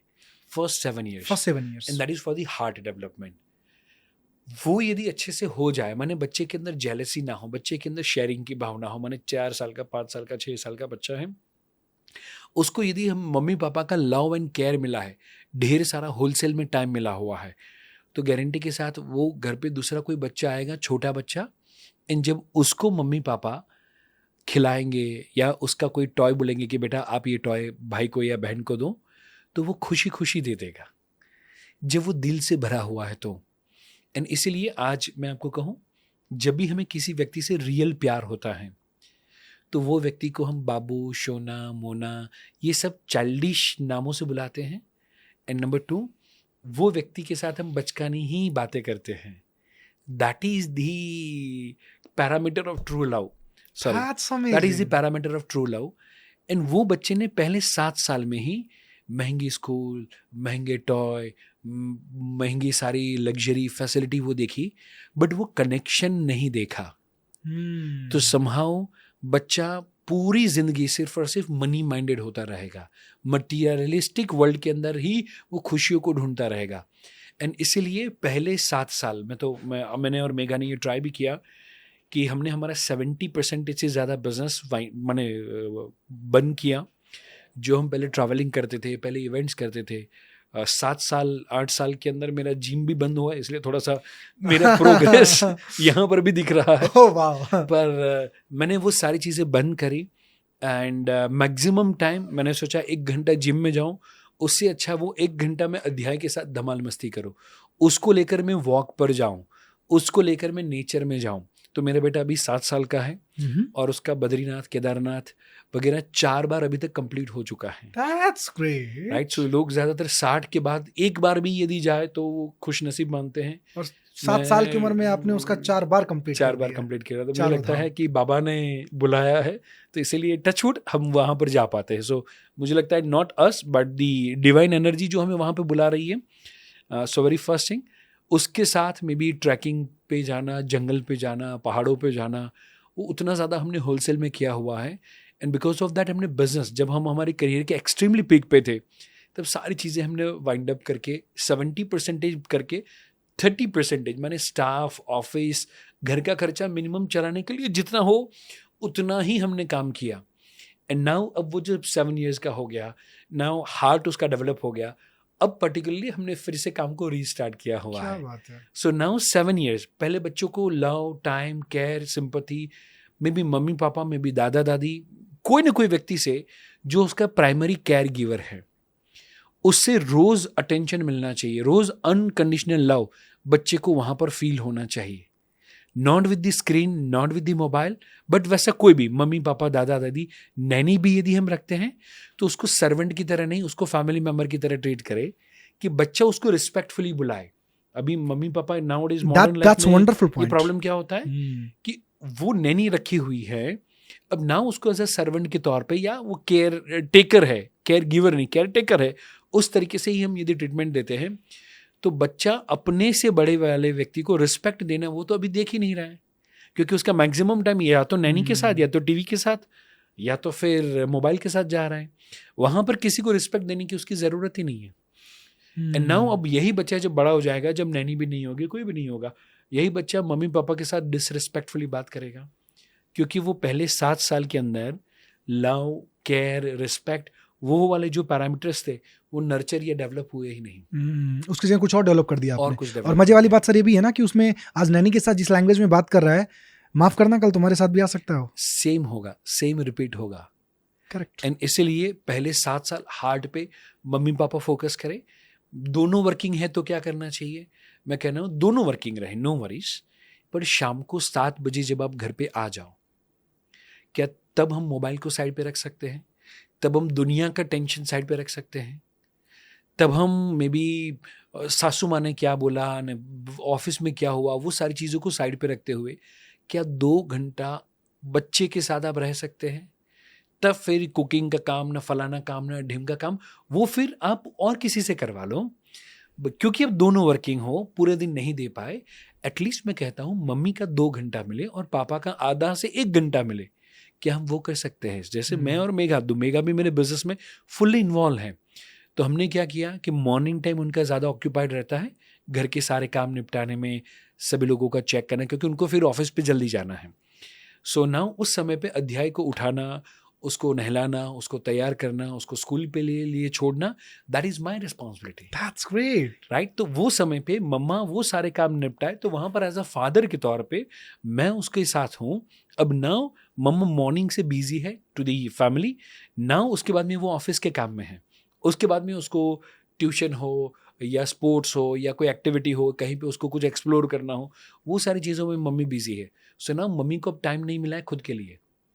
तो ना अब मैं जब रात को जाऊँगा, अगेन मैं अध्याय के साथ धमाल मस्ती करूँगा, बैटमैन और समथिंग लेके हम कुश्ती करेंगे, मस्ती करेंगे, खेलेंगे ढेर सारा. और उस समय पे मैं मम्मा को मी टाइम लेने देता हूँ. So that is the time कि जहाँ पर मम्मा आधा घंटा, पौना घंटा या 1 घंटा वो हमारे बेडरूम में नहीं होंगी. तो वो बैठे हुए हैं, दोस्तों से या फैमिली मेम्बर से किसी से बातचीत करनी है, उनको रिलैक्स होना है, उनको थोड़ी देर में भी टीवी या उनको ज़्यादातर स्पिरिचुअल सीरियल्स वगैरह पसंद है, वो देख रहे हैं, राइट. एंड तब तक मैं बेटे के साथ टाइम स्पेंड कर रहा हूँ, तो उनको भी कूल ऑफ होने का टाइम मिलता है. सो नाउ यदि हस्बैंड एंड वाइफ, 2 चीज़ें, इससे पहले वाला जो सवाल था कि जब पापा बिजी हो तो मम्मा एंगेज कर दे बच्चे को, एंड जब मम्मा बिजी हो तो पापा एंगेज कर दे बच्चों को. एंड इस तरीके से माने 2 कदम हैं. चलना कब होता है? जब एक कदम आगे हो, दूसरा कदम पीछे रहे. क्या बात है, राइट. एंड जब ये कदम आगे आए तो ये कदम पीछे होने में छोटा महसूस नहीं करना चाहिए. तो जब वाइफ कोई काम के अंदर आगे है एंड तब हस्बैंड यदि थोड़ा सा बैक स्टेज करे, थोड़ा सा पीछे आ जाए एंड बच्चे को संभालने का काम आधा घंटा, पौना घंटा, 1 घंटा कर ले, तो उसमें ईगो बीच में नहीं आना चाहिए कि ये मेरा काम नहीं है, ये मेरा नहीं है. ये बच्चा दोनों का है. मदरिंग नहीं है, फादरिंग नहीं है, पेरेंटिंग है. That's a great, right. Fantastic. मुझे लगता है ये ध्यान में रखे तो लाइफ फैंटास्टिक हो सकती है. कंपनी चलाने के चक्कर में जिस वक्त में तुम्हारे कंपनी की तुम्हारे बच्चों को सबसे ज्यादा जरूरत थी, वो नहीं दी, इसीलिए आज किसी और की कंपनी में वो सुकून ढूंढने की कोशिश कर रहा है. और खासतौर पे बच्चे जब थोड़े बड़े होने लगते हैं, जब वही बच्चे 13-14 साल के होने लगते हैं, तब वो चीज़ें ढूंढ रहे हैं. और आज जितने भी ये सारे फेसेस हो रहे हैं मार्केट के अंदर, सबसे बड़ा उसका असर. अब मैं थोड़ा सा ना आ रहा हूँ, चूंकि बच्चे अभी बड़े हो रहे हैं, अब 7 साल उम्र हो गई है. अब मैं एक सवाल आपसे पूछना चाहता हूँ कि कई बार ऐसा होता है ना कि पेरेंट्स काम की वजह से इतने स्ट्रेस हो जा रहे हैं कि बच्चों को बोर्डिंग स्कूल हो गया या अपने से बहुत दूर हो गया, उसका क्या इम्पैक्ट पड़ता है बच्चों के दिमाग पे? पहले 7 साल जब हार्ट का डेवलपमेंट है, वहाँ पर यदि मम्मी पापा साथ में रहें. बोर्डिंग स्कूल मैं कंपैरेटिवली थोड़ा कम एडवाइस करता हूँ, बट इन एनी सिचुएशन घर के अंदर बहुत ही ज़्यादा कलेश हो, में भी बहुत ज़्यादा लड़ाई झगड़ा, तू मैं, घर का एनवायरनमेंट बहुत ज़्यादा टॉक्सिक एनवायरनमेंट हो, अब बच्चा वहीं पे रहे, उससे अच्छा पहले 10 साल या 15 साल तक माने हार्ट, और उसके बाद में 7 to 14 इज हेड डेवलपमेंट. अच्छा, ये दोनों काम करने के बाद मे बी 15 साल के बाद मम्मी पापा उसको कहीं पे रखे तो चलेगा. या फिर नंबर 2, गांव है जहाँ पर पढ़ाई की कोई अच्छी फैसिलिटी नहीं है एंड दे वांट कि बच्चा अच्छे से पढ़े, एंड उसके लिए यदि हमने हॉस्टल में या और कोई जगह पर रखा है देन नो वरीज. बट क्योंकि मैं बिजी हूँ, मैं ऑक्यूपाइड हूँ, मुझे मेरे गोल पूरे करने हैं, मुझे सपने पूरे करने हैं, उसको लेकर मैं बच्चे को डाल दूँ या बच्चे को सुधारने के लिए मैं डाल दूँ, तो बच्चे वहाँ पर जाके सुधरेंगे नहीं. क्योंकि वहाँ पर वैसे ही सारे बच्चे आए हुए हैं जिनको सुधरने की ज़रूरत है. ओह, राइट. सो उनका इन्वायरमेंट उनको, सो नाउ वहाँ पर हॉस्टल में ज़्यादातर मम्मी पापा कौन से बच्चों को रखेंगे? जो बच्चा मम्मी पापा की सारी बातें सुनता है, सुबह में टाइम से उठ जाता है, जो बच्चा 95% लेकर आता है, मम्मी पापा उसको डर दिखाएंगे कि मैं तुझे हॉस्टल में डालूंगी. किसको हॉस्टल में डालेंगे? तो जो ज़्यादातर रिस्पॉन्सिबल नहीं है, जो डिसिप्लिन नहीं है. So mummy papa want to teach them the discipline, they want to teach them the responsibility. Because of that सारे इररिस्पॉन्सिबल एंड इनडिसिप्लिन बच्चे इकट्ठा हुए हैं. कुछ डायलॉग्स पेरेंट्स जो बोलते हैं कि न अनजाने आदमी से तुम ऐसे सबसे मत बात कर लेना, कोई दिया हुआ उसको मत खा लेना, ये करोगे तो भूत आ जाएगा, अगर तुम ये ज़्यादा करोगे तो हम तुमको हॉस्टल में डाल देंगे. ये डायलॉग्स चाइल्ड साइकोलॉजी पे क्या इम्पैक्ट डालते हैं? सबसे पहला तो बच्चा जीवन के अंदर 2 चीज़ों से ऑपरेट होता है, बच्चा या कोई भी व्यक्ति. एक है फेथ और द मोटिवेशन, और एक है फियर. बिल्कुल सही है. राइट. सो जब भी कोई व्यक्ति कुछ काम कर रहा है और बचपन में यदि it is said 90% time mummy papa सिर्फ और सिर्फ बच्चे को फियर से ऑपरेट करवाते हैं. नहीं सोएगा तो ये हो जाएगा, चाय पिएगा तो काला हो जाएगा, और मे बी ऐसे ढेर सारी चीज़ें, नहीं खाएगा तो पुलिस पकड़ के ले जाएगी वगैरह वगैरह. एग्जैक्टली. सो जब हमने ये फियर से ऑपरेट किया तो ये बच्चा ऑफिस पे भी जाएगा, टाइम से जाएगा, बट किसके लिए जाएगा कि पंचिंग मशीन में यदि 1 मिनट लेट हो गया तो मेरा सैलरी कट जाएगा, उसके लिए वो लेट जाएगा। वाओ, वो शादी के अंदर वाइफ को या हस्बैंड को टाइम भी देगा, पर किसके लिए कि यार मेरे डाइवोर्स ना हो जाए, उसके लिए टाइम देगा। That's a point. सो जब वो फियर ही उसके माइंड को बचपन में दिया गया है, हम्म। वो जिंदगी भर फियर के साथ ही ऑपरेट होता रहेगा। सो कहीं ना कहीं ये fear operating system, yes, fear operating system आपने बिल्ड कर दिया है, उसके और पूरी अंदर जिंदगी वो फियर ऑपरेटिंग सिस्टम उसको चलाएगी। चलाएगी that will become driving force of his life. 100%। And जो कभी भी फियर से ऑपरेट होने वाला व्यक्ति कभी भी लाइफ में सक्सेसफुल नहीं हो पाएगा, बिकॉज वो स्कैरसिटी माइंडसेट के साथ आया हुआ है। हमेशा फियर फियर एंड फियर है। But now at the very same time, यही चीज़ को मैं कहूँ, एक मम्मी एक झाड़ू मारने वाले व्यक्ति को दिखाते हुए कहे कि देख तू पढ़ पढ़, नहीं पढ़ेगा तो इसकी तरह झाड़ू मारना पड़ेगा, जो फियर वाली मम्मी है। बट फेथ वाली मम्मी है, पॉजिटिव मम्मी है, वो उसको दिखाए और कहे देख बेटा पढ़ पढ़, मैं कहती हूँ ना कि पढ़ना ज़रूरी है, तो इसके जैसे हज़ारों लोगों को तू अपनी कंपनी में नौकरी पे रख पाएगा। That's great. सेंटेंस वही है, बट एक तुमको इंस्पायर कर रहा है जिंदगी में कुछ और करने के लिए, और तुमको डरा रहा है। दूसरा डरा रहा तो है। दो ऑपरेटिंग सिस्टम है, fear operating system, faith operating system. Operating. अब नाउ ये बच्चे का मम्मी पापा के ऊपर फेथ कितना बड़ा, एजुकेशन के ऊपर फेथ कितना बड़ा, दूसरे व्यक्ति की मदद करने की भावना के ऊपर कितना फेथ बड़ा। अब नाउ दोनों बच्चे पढ़ने के लिए बैठे हैं, बट एक जो मजदूरी नहीं करनी है उसके लिए पढ़ रहा है, तो वो शायद 3 इडियट्स का वो जो साइलेंसर था उसके जैसा बनेगा, और ये व्यक्ति बनेगा वो फुनसुक वांगड़ू की तरह बनेगा। Phunsukh Wangdu, yes yes yes yes yes, right. तो हमें बच्चों को यदि काइंड ऑफ फेथफुल बनाना है, तो आज से माने तू ऐसा करेगा तो वैसा होगा, वो डर की जगह बेटा ऐसा करने से आपको ये फायदा होगा, तेरे सारे दोस्त आगे चले जाएंगे, उस तरीके से नहीं। बेटा तू अच्छे से पढ़ाई करेगा ना तो तुझे नया नॉलेज सीखने को मिलेगा, वो नॉलेज के लिए तू पढ़ाई कर। बेटा तू अच्छा पढ़ेगा, तेरे अच्छे मार्क्स आएंगे, तेरा अच्छा कॉन्फिडेंस होगा, तेरे टीचर तेरे लिए अच्छी भावनाओं के साथ बातचीत करेंगे, तेरे दोस्त तुझे पॉजिटिवली एंड रिस्पेक्टफुली देखेंगे, उसके लिए बेटा तू पढ़। तो हम नेगेटिव नहीं, पॉजिटिव अफर्मेशंस उसको देना शुरू करें, एंड यू विल सी कि जब हम पॉजिटिव इनपुट देंगे तो पॉजिटिव आउटपुट आना ऑटोमेटिकली शुरू हो जाएगा। So your word will create their world. Excellent excellent, yes, perfectly fine. आपके शब्द उसके संसार का निर्माण करेंगे। करने वाले हैं। अगर निगेटिव शब्द हैं तो आप ये मान के चलना कि उसका आने वाला कल एक निगेटिव संस्कार का और निगेटिव संसार दोनों का निर्माण कर रहा है, जो शायद उस वक्त आपको ना पता चले, लेकिन आने वाले वक्त में जब तकलीफ होगी तो दिक्कत तुमको ही होगी। और ये समझना बहुत जरूरी है सारे पेरेंट्स के लिए। कहीं ना कहीं सर मैं ये मानता हूं कि हमको लगता है कि ये बच्चों की आदतें हैं जो बच्चों का जीवन बनाती हैं। मुझे लगता है कि जब बच्चे हो जाएं तो ये पेरेंट्स की आदतें हैं जो बच्चों का जीवन बनाती है। सही, 100% सही। हमारे कॉन्वर्सेशन, हमारे सेल्फ टॉक, हमारे कॉन्वर्सेशन उन बच्चों के साथ में बहुत ज़्यादा इम्पैक्ट डालते हैं। एक सवाल मैं आपसे ज़रूर पूछूंगा, current education system. So we have studied about lord Macaulay, जिन्होंने एजुकेशन सिस्टम चेंज किया था। कि मेंशन है ये चीज़ कि I have travelled each and every part of the country but I haven't seen any Indian जिसको विदेशी कल्चर पे या सिस्टम पे ज़्यादा वो हो।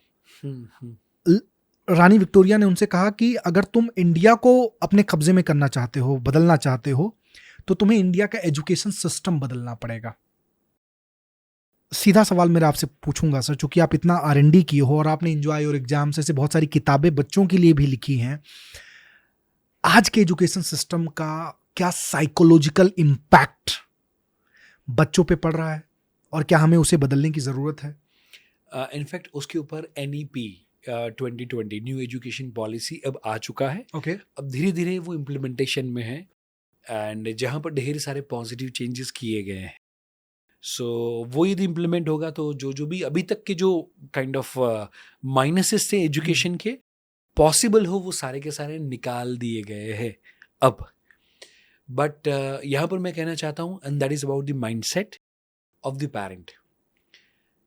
स्कूल क्या प्रोवाइड करेगी पता है? मे बी शायद वो जो आपने कहा दैट वाज राइट, एंड उन्होंने पूरा एजुकेशन सिस्टम बदला, एंड एजुकेशन सिस्टम में जो सबसे बड़ी चीज़ है जो शायद ज़्यादातर लोग नहीं जानते, हमारे समय पे बोलते थे 36 कलाएं, 36 कला, राइट? हाँ। वो 36 कलाएं क्या थी बताएं? 12 साइंस की थी, 12 कॉमर्स की थी, 12 आर्ट्स की थी, अच्छा, राइट?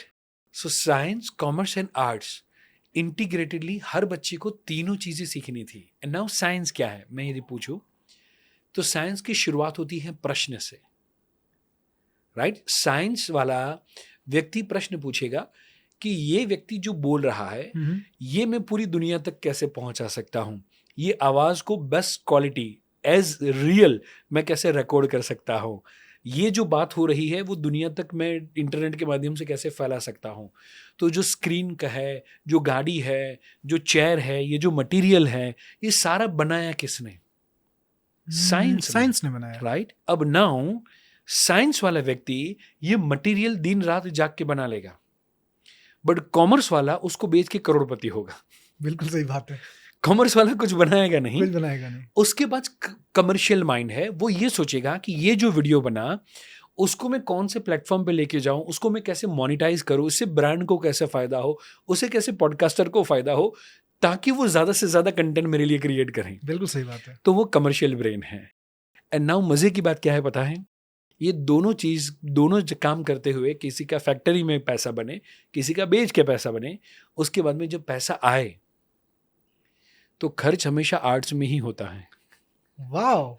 सो वो जो खर्च हुआ वो हमेशा कहाँ पर होगा? आर्ट्स में ही होगा। व्यक्ति ड्रामा देखेगा, मूवी, घूमने जाएगा, इंटीरियर कराएगा, अच्छे कपड़े पहनेगा, फिर फैशन डिज़ाइनर वेयर, वो हर जगह पर जो भी होगा वो सारी के सारी मौज शौक जो कुछ भी है वो आर्ट्स है। एंड इसीलिए एक व्यक्ति का एक्चुअली लाइफ कंप्लीट कब होता है पता है? जब वो प्रश्न पूछना जानता हो, प्रोडक्ट डिजाइन करना जानता हो, कोई प्रोडक्ट सर्विस कुछ भी, उसके बाद में उसको उपभोग्य, लोकभोग्य भी बना पाए, माने वो लोगों तक पहुंचा पाए, मास कम्युनिकेट कर पाए, एंड उसके बाद में जो कुछ भी मिला उसको सेलिब्रेट भी कर पाए, उसको एंजॉय भी कर पाए। क्या बात है। तब लाइफ कंप्लीट होती है। एंड सो नाउ हमारा जो गुरुकुल पद्धति, और I am very much feeling proud कि आप ऑलरेडी गुरुकुल परंपरा के साथ पढ़े हुए हों। सो वहाँ पर बच्चे का ऑल ओवर डेवलपमेंट के ऊपर फोकस किया जाता था। सो नाउ जब उनको पता चला कि यहाँ पर कोई जॉब नहीं कर रहा, सब एंटरप्रेन्योरशिप माइंडसेट वाला है, पूरे वर्ल्ड का 27-28% जीडीपी अकेला ये कंट्री निकालता है, ये ऐसा कंट्री है जिसने कभी भी और किसी देश के ऊपर आक्रमण किया ही नहीं। क्यों? क्योंकि पूरी दुनिया के पास जो नहीं है उसे ढेर सारी चीज़ें यहाँ पर पड़ी हुई हैं। तो क्यों ये सारी चीज़ें उस समय पे थी? क्योंकि हर बच्चा का उस तरीके का पेरेंटिंग था कि जहाँ पर तीनों चीज़ों का 360 डिग्री का उसका डेवलपमेंट हो जाता था। अब नाउ जब मैकॉले आए और उनको समझ में आया कि हमें ये जो सिस्टम है उसको तोड़ना होगा, तो उन्होंने क्या किया? साइंस, कॉमर्स, आर्ट्स तीनों को तोड़ दिया। अब जो आर्ट वाला बंदा है, आप अग्री करेंगे कि जो वो धूनी होंगे, वो मूडी होंगे, उनके अंदर कमर्शियल सेंस नहीं है।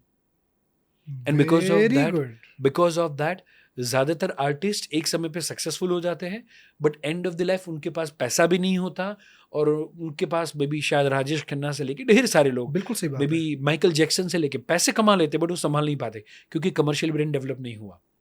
जो कॉमर्स वाला है वो लाइफ को एंजॉय नहीं कर पाता, वो रिलेशनशिप को मेंटेन नहीं कर पाता। क्यों? क्योंकि हर चीज़ में फ़ायदा नुकसान ढूंढ रहा है, राइट? अब तो वो लोगों को मुझे बताना पड़ता है कि पेरेंटिंग करने से आपको क्या फ़ायदा होगा, तब जाके वो पेरेंटिंग के कोर्स में आते हैं। That's great. एंड नाउ जो साइंस वाला बंदा है वो डाउटिंग माइंड है, वो क्वेश्चनिंग माइंड है।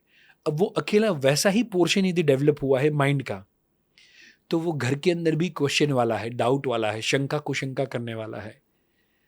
तो वो शकुनी की तरह है, वो मंथरा की तरह है, तो वो परिवार को जोड़ के रखेगा ही नहीं। Sir I loved it. तो इसका मतलब ये है कि कंप्लीट लाइफ आप तभी जी पाओगे जब ही हमारी तीनों व्यवस्थाओं का आपको ज्ञान होगा। एंड इसीलिए we need something as a parent. And इसीलिए मुझे कोई बोले एजुकेशन सिस्टम को बदलना है, मैं बोलता हूँ नहीं बदलना है, क्योंकि वो बदल जाएगी तो भी जो समय आएगा तब तक वो इम्परफेक्ट हो जाएगा। पर मेरे हाथ में क्या है? मेरे हाथ में वो नहीं कि पूरी दुनिया के कांटे और पत्थर को मैं साफ करूं। मेरे हाथ में है कि मैं जूते पहन के निकलूं। That's good. That's Right? great. तो मैं पूरी दुनिया को बदलने का दावा लेके चलो, उससे अच्छा मैं राइट पेरेंटिंग सीख लूँ एंड मेरे बच्चे को यदि स्कूल में साइंस ज़्यादा मिल रहा है, उसने साइंस स्ट्रीम यदि लिया हुआ है, नो वरीज, मैं उसको एक स्पोर्ट्स में डालूँ, एक डांस में डालूँ, एक आर्ट एंड क्राफ्ट या मे बी ऐसा कोई भी एक्टिविटी कराऊँ जिससे उसके अंदर का जो कलाकार है वो भी जागृत रहे, अपना जो पैशन है वो भी फॉलो कर पाए एंड साथ ही साथ में उसको जो सक्सेसफुल लोग हैं उसको मुलाकात कराऊँ, सक्सेसफुल लोगों की पॉडकास्ट दिखाऊँ, उनके इंटरव्यूज़ दिखाऊँ एंड बिकॉज ऑफ दैट बच्चा वो जो प्रोडक्ट बना रहा है या जो कुछ चीज़ कर रहा है उसको लोक भोग्य कैसे बना पाए, उसके बारे में भी उसके अंदर कमर्शियल ब्रेन डेवलप हो, कमर्शियल थिंकिंग डेवलप हो। जो बच्चा कॉमर्स में है उसको प्रश्न पूछना और प्रोडक्ट डेवलप करना भी सिखाए एंड एंजॉय करना भी सिखाए। जो बच्चा आर्ट्स में जा रहा है वो बच्चे को थोड़ा सा कमर्शियली डील कैसे करना, ब्रांड डील कैसे करना, वो सारी चीज़ों को भी हम सिखाए, पैसों को मैनेज कैसे करना, तो ही वो बच्चा लॉन्ग लाइफ तक पैसे को बनाना ईजी है, बचाना एंड संभालना, मैनेज करना वो डिफ़िकल्ट है। वो आर्ट्स वाले को पहले सिखाए, आर्ट तो उसके अंदर खुद खुद के भरा है, तो नाउ हम बाकी के जो कॉम्प्लीमेंट एरिया है उसके ऊपर काम करना शुरू करें। मुझे लग रहा है इस टॉपिक पे आपने बात करके ना आधी पेरेंटिंग की जो सेशन है आपने इस पॉडकास्ट में ही दे दिया, क्योंकि मुझे लग रहा है कि साइंस के बच्चे हैं कॉमर्स और आर्ट्स को मिस कर रहे हैं, आर्ट्स के बच्चे साइंस और कॉमर्स को मिस कर रहे हैं और कॉमर्स के बच्चे साइंस और आर्ट्स को मिस कर रहे हैं, और कहीं ना कहीं इसका जो इम्पैक्ट है वो उनके ज़िंदगी पे दिखता है, क्योंकि अंग्रेजों का मकसद था कि इनको गुलाम बनाना है, इनको गुलाम बनाना है। और मैं इस बात को सर दावे के साथ कह सकता हूं कि दुनिया का सबसे पावरफुल ज्ञानी देश भारत है। 100%। ज्ञान का जो मतलब एक तरीके से कहूं जो सूरज वो भारत से उगा है, लेकिन शायद यही वजह है कि गूगल चलाने वाला, माइक्रोसॉफ्ट चलाने वाला भारतीय है, लेकिन ये दोनों कंपनी का ओनर भारतीय नहीं है। नहीं है। उसका इम्पैक्ट दिख रहा है, और मुझे लग रहा है कि आज आपके पॉडकास्ट से या इस पॉडकास्ट से बहुत सारे पेरेंट्स इस बात को समझ पाएंगे कि वो आर्ट वाली जो लीडरशिप है और कॉमर्स वाला जो जो जो व्यवहारिक गणित है, जो कॉमर्शियल एंगल है, वो अगर दोनों में होता उस साइंस वाले को, तो शायद उसका सीईओ नहीं वो उसका ओनर बनता। तो गूगल इंडिया की होती, गूगल इंडिया की होती, माइक्रोसॉफ्ट इंडिया का होता। And that's really wonderful point, that's really wonderful point. और जो मुझे लगता है कि सॉल्यूशन आपने दे दिया मेरे अगले सवाल का, कि एजुकेशन सिस्टम को सुधारने के पीछे आंदोलन मत करो, अगर जीवन आपके बच्चों का सुधारना है तो थोड़ी बहुत जिम्मेदारी आप खुद ले लो।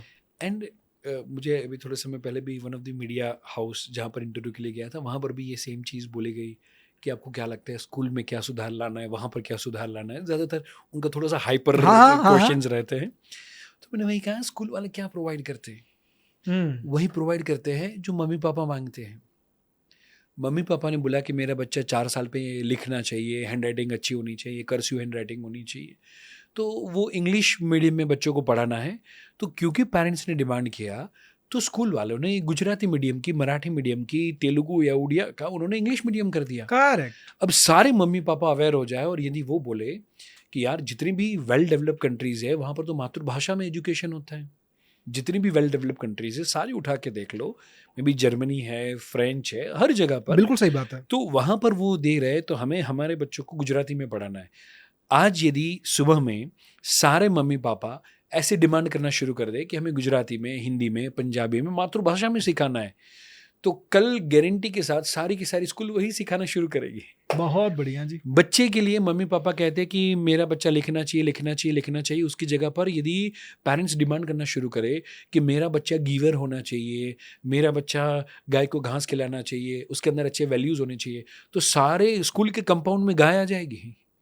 राइट, जो चीज़ हम मांगेंगे वो स्कूल वाले वही प्रोवाइड करेंगे। नाउ मैं ढेर सारे स्कूल ओनर्स को भी जानता हूँ, स्कूल ओनर्स हमारे पेरेंटिंग कोच प्रोग्राम के अंदर भी हैं, एंड वो देना चाहते हैं, बट जब वो बच्चों के ऑल ओवर डेवलपमेंट की बात करें, मम्मी पापा बोलते हैं वो लिखता तो है नहीं, और अब स्पोर्ट्स करवा रहे हो, अब म्यूजिक करवा रहे हो।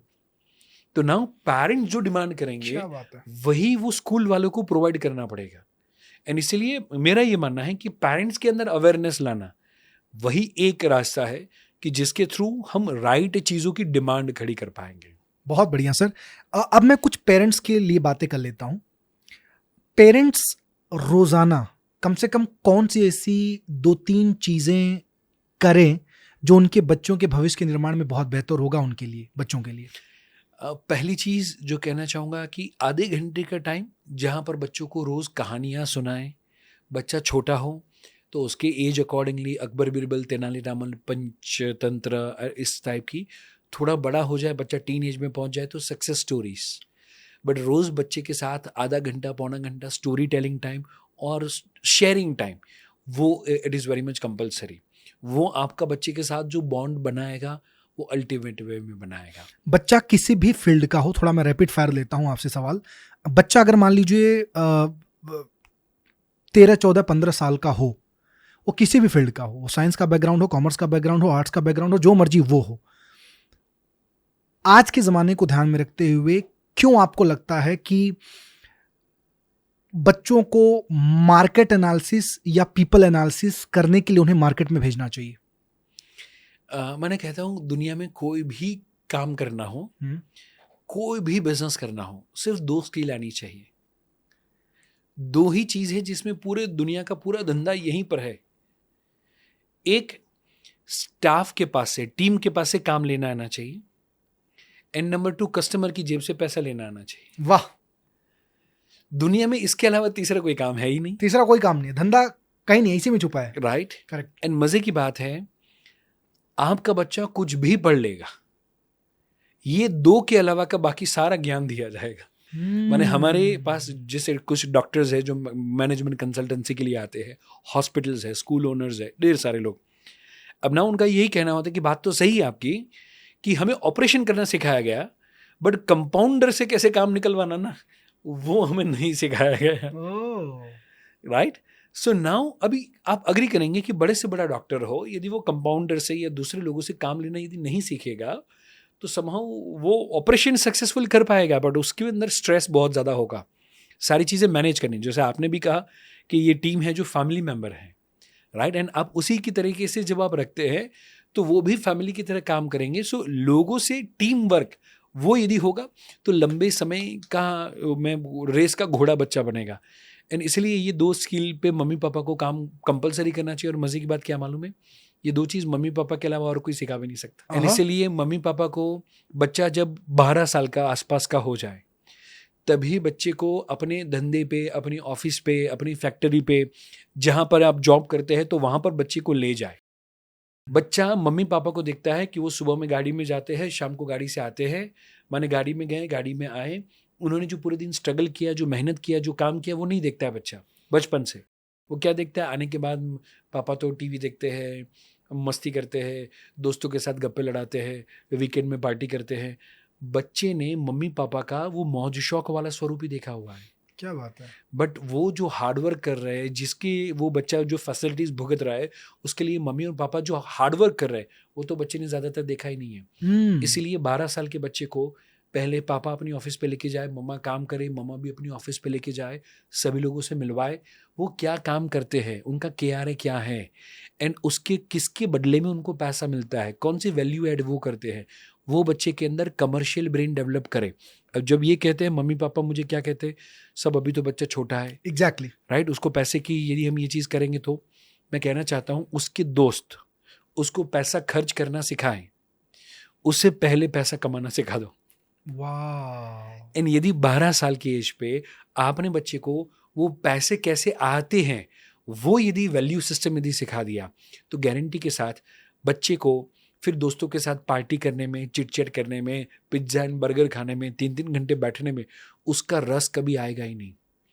उसको लगेगा कि ये 3 घंटा ये जो पिज्ज़ा एंड बर्गर की पार्टी कर रहे, बच्चा वहाँ पर जाएगा भी तो बैठे बैठे सोचेगा यार यदि ये रेस्टोरेंट मेरा होता तो कितने का धंधा होता। क्या बात है। उसकी सोच बदल जाएगी, कमर्शियल ब्रेन डेवलप हो जाएगा। एंड यदि वो हुआ तो मेरा ये मानना है कि आज बच्चे को जो भी पढ़ा रहे हो, हालांकि बोलना नहीं चाहिए बट फिर भी कहना चाह रहा हूँ, क्योंकि वर्ल्ड इकोनॉमिक फोरम का ये कहना है कि आने वाले समय में हर व्यक्ति की 7 से 8 करियर होगी। वर्ल्ड उतना फास्ट चेंज हो रहा है कि 5 साल में या 7 साल में या तो काम बदल जाएगा या तो कंपनी बदल जाएगी या तो कस्टमर की डिमांड बदल जाएगी, राइट? सो जो मे बी शायद कंटेंट राइटर थे, आज शायद उसकी ज़रूरत नहीं है। नहीं है। जो मे बी एडिटर थे, अब धीरे धीरे वो भी ऑब्सोलीट हो रहे हैं, एआई ढेर सारा काम कर रहा है। अब वो व्यक्ति को आप अग्री करेंगे कि कितना भी best to the best content writer हो, उसको और कोई काम ढूंढना पड़ेगा। तो नाउ आपके बच्चे को जो 25 साल आप पढ़ा रहे हो ना, वो उसको एक्चुअली तो काम 5 साल या 7 साल ही आने वाला है, तब तक उसको और कोई काम की तैयारी करनी पड़ेगी। That's great. एंड इसलिए हम बच्चे को सिर्फ और सिर्फ पढ़ा के हम वो किताबी कीड़ा ना बनाएं, बट इसको हम क्या बनाएं, LLL बनाएं, that is long life learner बनाएं। उसको हम बच्चे को अभी पूरा सीखना ज़रूरी नहीं है, बट बच्चा रियल लाइफ का एक्सपीरियंस करता रहे, बच्चा लोगों को मिलता रहे, एंड जब वो करता रहेगा तो बच्चा 7 साल के बाद और कुछ सीखना होगा, जॉब के 7 साल के बाद आईटी के अंदर तो ओपन रहेगा, या वो ओपन रहेगा। तो अभी थोड़े समय पहले वन ऑफ द बिजनेसमैन अपने सूरत में सवजी भाई ढोलकिया, राइट, तो उनसे जब मुलाकात हुई थी तो भगवद गीता, लीडरशिप, वो सब के हमारा चर्चा चल रही थी। तो मुझे बोले यार मैं तो आटलू बहनों નથી પ્યોર કાઠિયાવાડી, તો આટલું બહેનો નથી, तो આવું થાય છે। तो મને એમ લાગે कि जो बहनों होत तो શું थात है, माने मैं अभी इतना पढ़ा नहीं हूँ, यदि पढ़ा होता तो क्या होता। मैंने बोला आप नहीं पढ़े इसीलिए सफल है। क्यों? क्योंकि आप अभी ये लेवल पे पहुंचने के बाद भी आप मेरे साथ बैठे और भगवत गीता, ज्ञान योग, कर्म योग, भक्ति योग के बारे में जो मैंने बातचीत करी, बराबर, जो अभी हमारी भी बात हुई 3 शक्तियों के बारे में, तो पर्टिकुलरली उसके बारे में आप पौना घंटा 1 घंटा नहीं सुनते। आपने यदि MBA कर लिया होता तो मने बधु आवड़े छे वो एटीट्यूड होता, करेक्ट, तो समहाउ आज आप सक्सेसफुल नहीं होते। तो आपको लगता है कि आप पढ़े नहीं हैं, बट मैं कहना चाहता हूँ आप आज भी पढ़ रहे हैं। 60 को क्रॉस करने के बाद भी आज आप पढ़ रहे हैं, एंड जिसने पढ़ लिया है उसने पढ़ना रोक दिया है, तो वो अब आज दूसरे दिन अनपढ़ हो चुका है। मतलब सर एक लाइन मैंने कहीं पढ़ी थी कि कहते हैं कि जब तुम्हारे पढ़ाई का एग्जाम खत्म होता है तब तुम्हारी जिंदगी का एग्जाम चालू होता है, शुरू होता है। लोग तमाम उम्र गुजार देते हैं अपने पढ़ाई के एग्जाम को खत्म करने के लिए, लेकिन जिंदगी जब उनका एग्जाम लेना चालू करती है तब वो उन्हें पढ़ने का मन नहीं करता। और एक्चुअली में तुम्हें पढ़ना तो तब है जब जिंदगी तुम्हारा एग्जाम ले रही हो, और वो तब पॉसिबल है जब तुम्हारा माइंड उस तरीके से ओपन हो। अब चूंकि मैं पिछले सवाल पे फिर से आ जाता हूं कि पेरेंट्स को मौका देना चाहिए कि उनके बच्चे पैसे आता कहां से है वो देखे, जब तक उनके दोस्त उनको ये सिखाए कि बेटा पैसे खर्चे कहां करने हैं। यहां पे ना कॉन्फ्लिक्ट होता है जो इंडियन पेरेंटिंग है, मम्मी का जोड़ा बड़ा प्यार वाला नेचर और पिताजी थोड़े ज्यादा सख्ती वाले नेचर, आज भी कहीं ना कहीं वो चीज दिखती है अपने को इंडियन पेरेंटिंग में। तो किसी सब्जेक्ट पे पापा का हाँ और मम्मी का ना, या पापा का ना और मम्मी का हाँ, ये जो कंफ्यूजन वाला रिप्लाई होता है, इसका क्या असर पड़ता है बच्चों के दिमाग पे? सबसे इंपॉर्टेंट चीज, जैसे पौधा है, एक व्यक्ति उसको धूप में रखे, दूसरा व्यक्ति उसको छांव में रख दे, तीसरा व्यक्ति आके उसको बोले कि भाई चलो हम इसको रोज पानी देते हैं, चौथा आके बोले कि यार हम इसको हफ्ते में 1 बार पानी देंगे। इन 4 अलग अलग व्यक्ति सेम प्लांट को अलग अलग ट्रीटमेंट देंगे, तो प्लांट ग्रो करेगा कि प्लांट स्पॉइल हो जाएगा। अब सेम वे वो बच्चा एक है, लाइक अ प्लांट। अब मम्मी ने मना किया, पापा ने हाँ बोल दिया, या मम्मी और पापा दोनों ने मना किया, पर उस समय पे मे बी दादा दादी ने हाँ बोल दिया, नाना नानी, सही है। अब नाउ सोचो वो बच्चे को जो पानी इज व्हाट, शुगर वाली चीज, right, ice cream, chocolate, something, mummy ने मना किया, पूरे दिन होल्ड करके रखा। अब पापा ने बोला कि मुझे तो बचपन में खाने को नहीं मिला था, मेरे बच्चे को मैं दे देता हूँ। अब वो पापा ने उसको वो दिला दिया। तो नाउ अभी हुआ क्या कि आज पापा ने दिलाया, कल पता है कि कल दादा दिलाएंगे, परसों पता है कि दादी दिलाएगी, तब तक मम्मी का टर्न आ जाएगा। तो नाउ बच्चा घर के अंदर ही पॉलिटिक्स सीख जाता है कि कौन से व्यक्ति के पास कब जाना है। एंड इसीलिए ज़्यादातर टीन एज में पहुंचने के बाद ज़्यादातर बच्चे जब उनको पैसों की या किसी चीज़ की ज़रूरत हो तभी पापा के पास जाते हैं।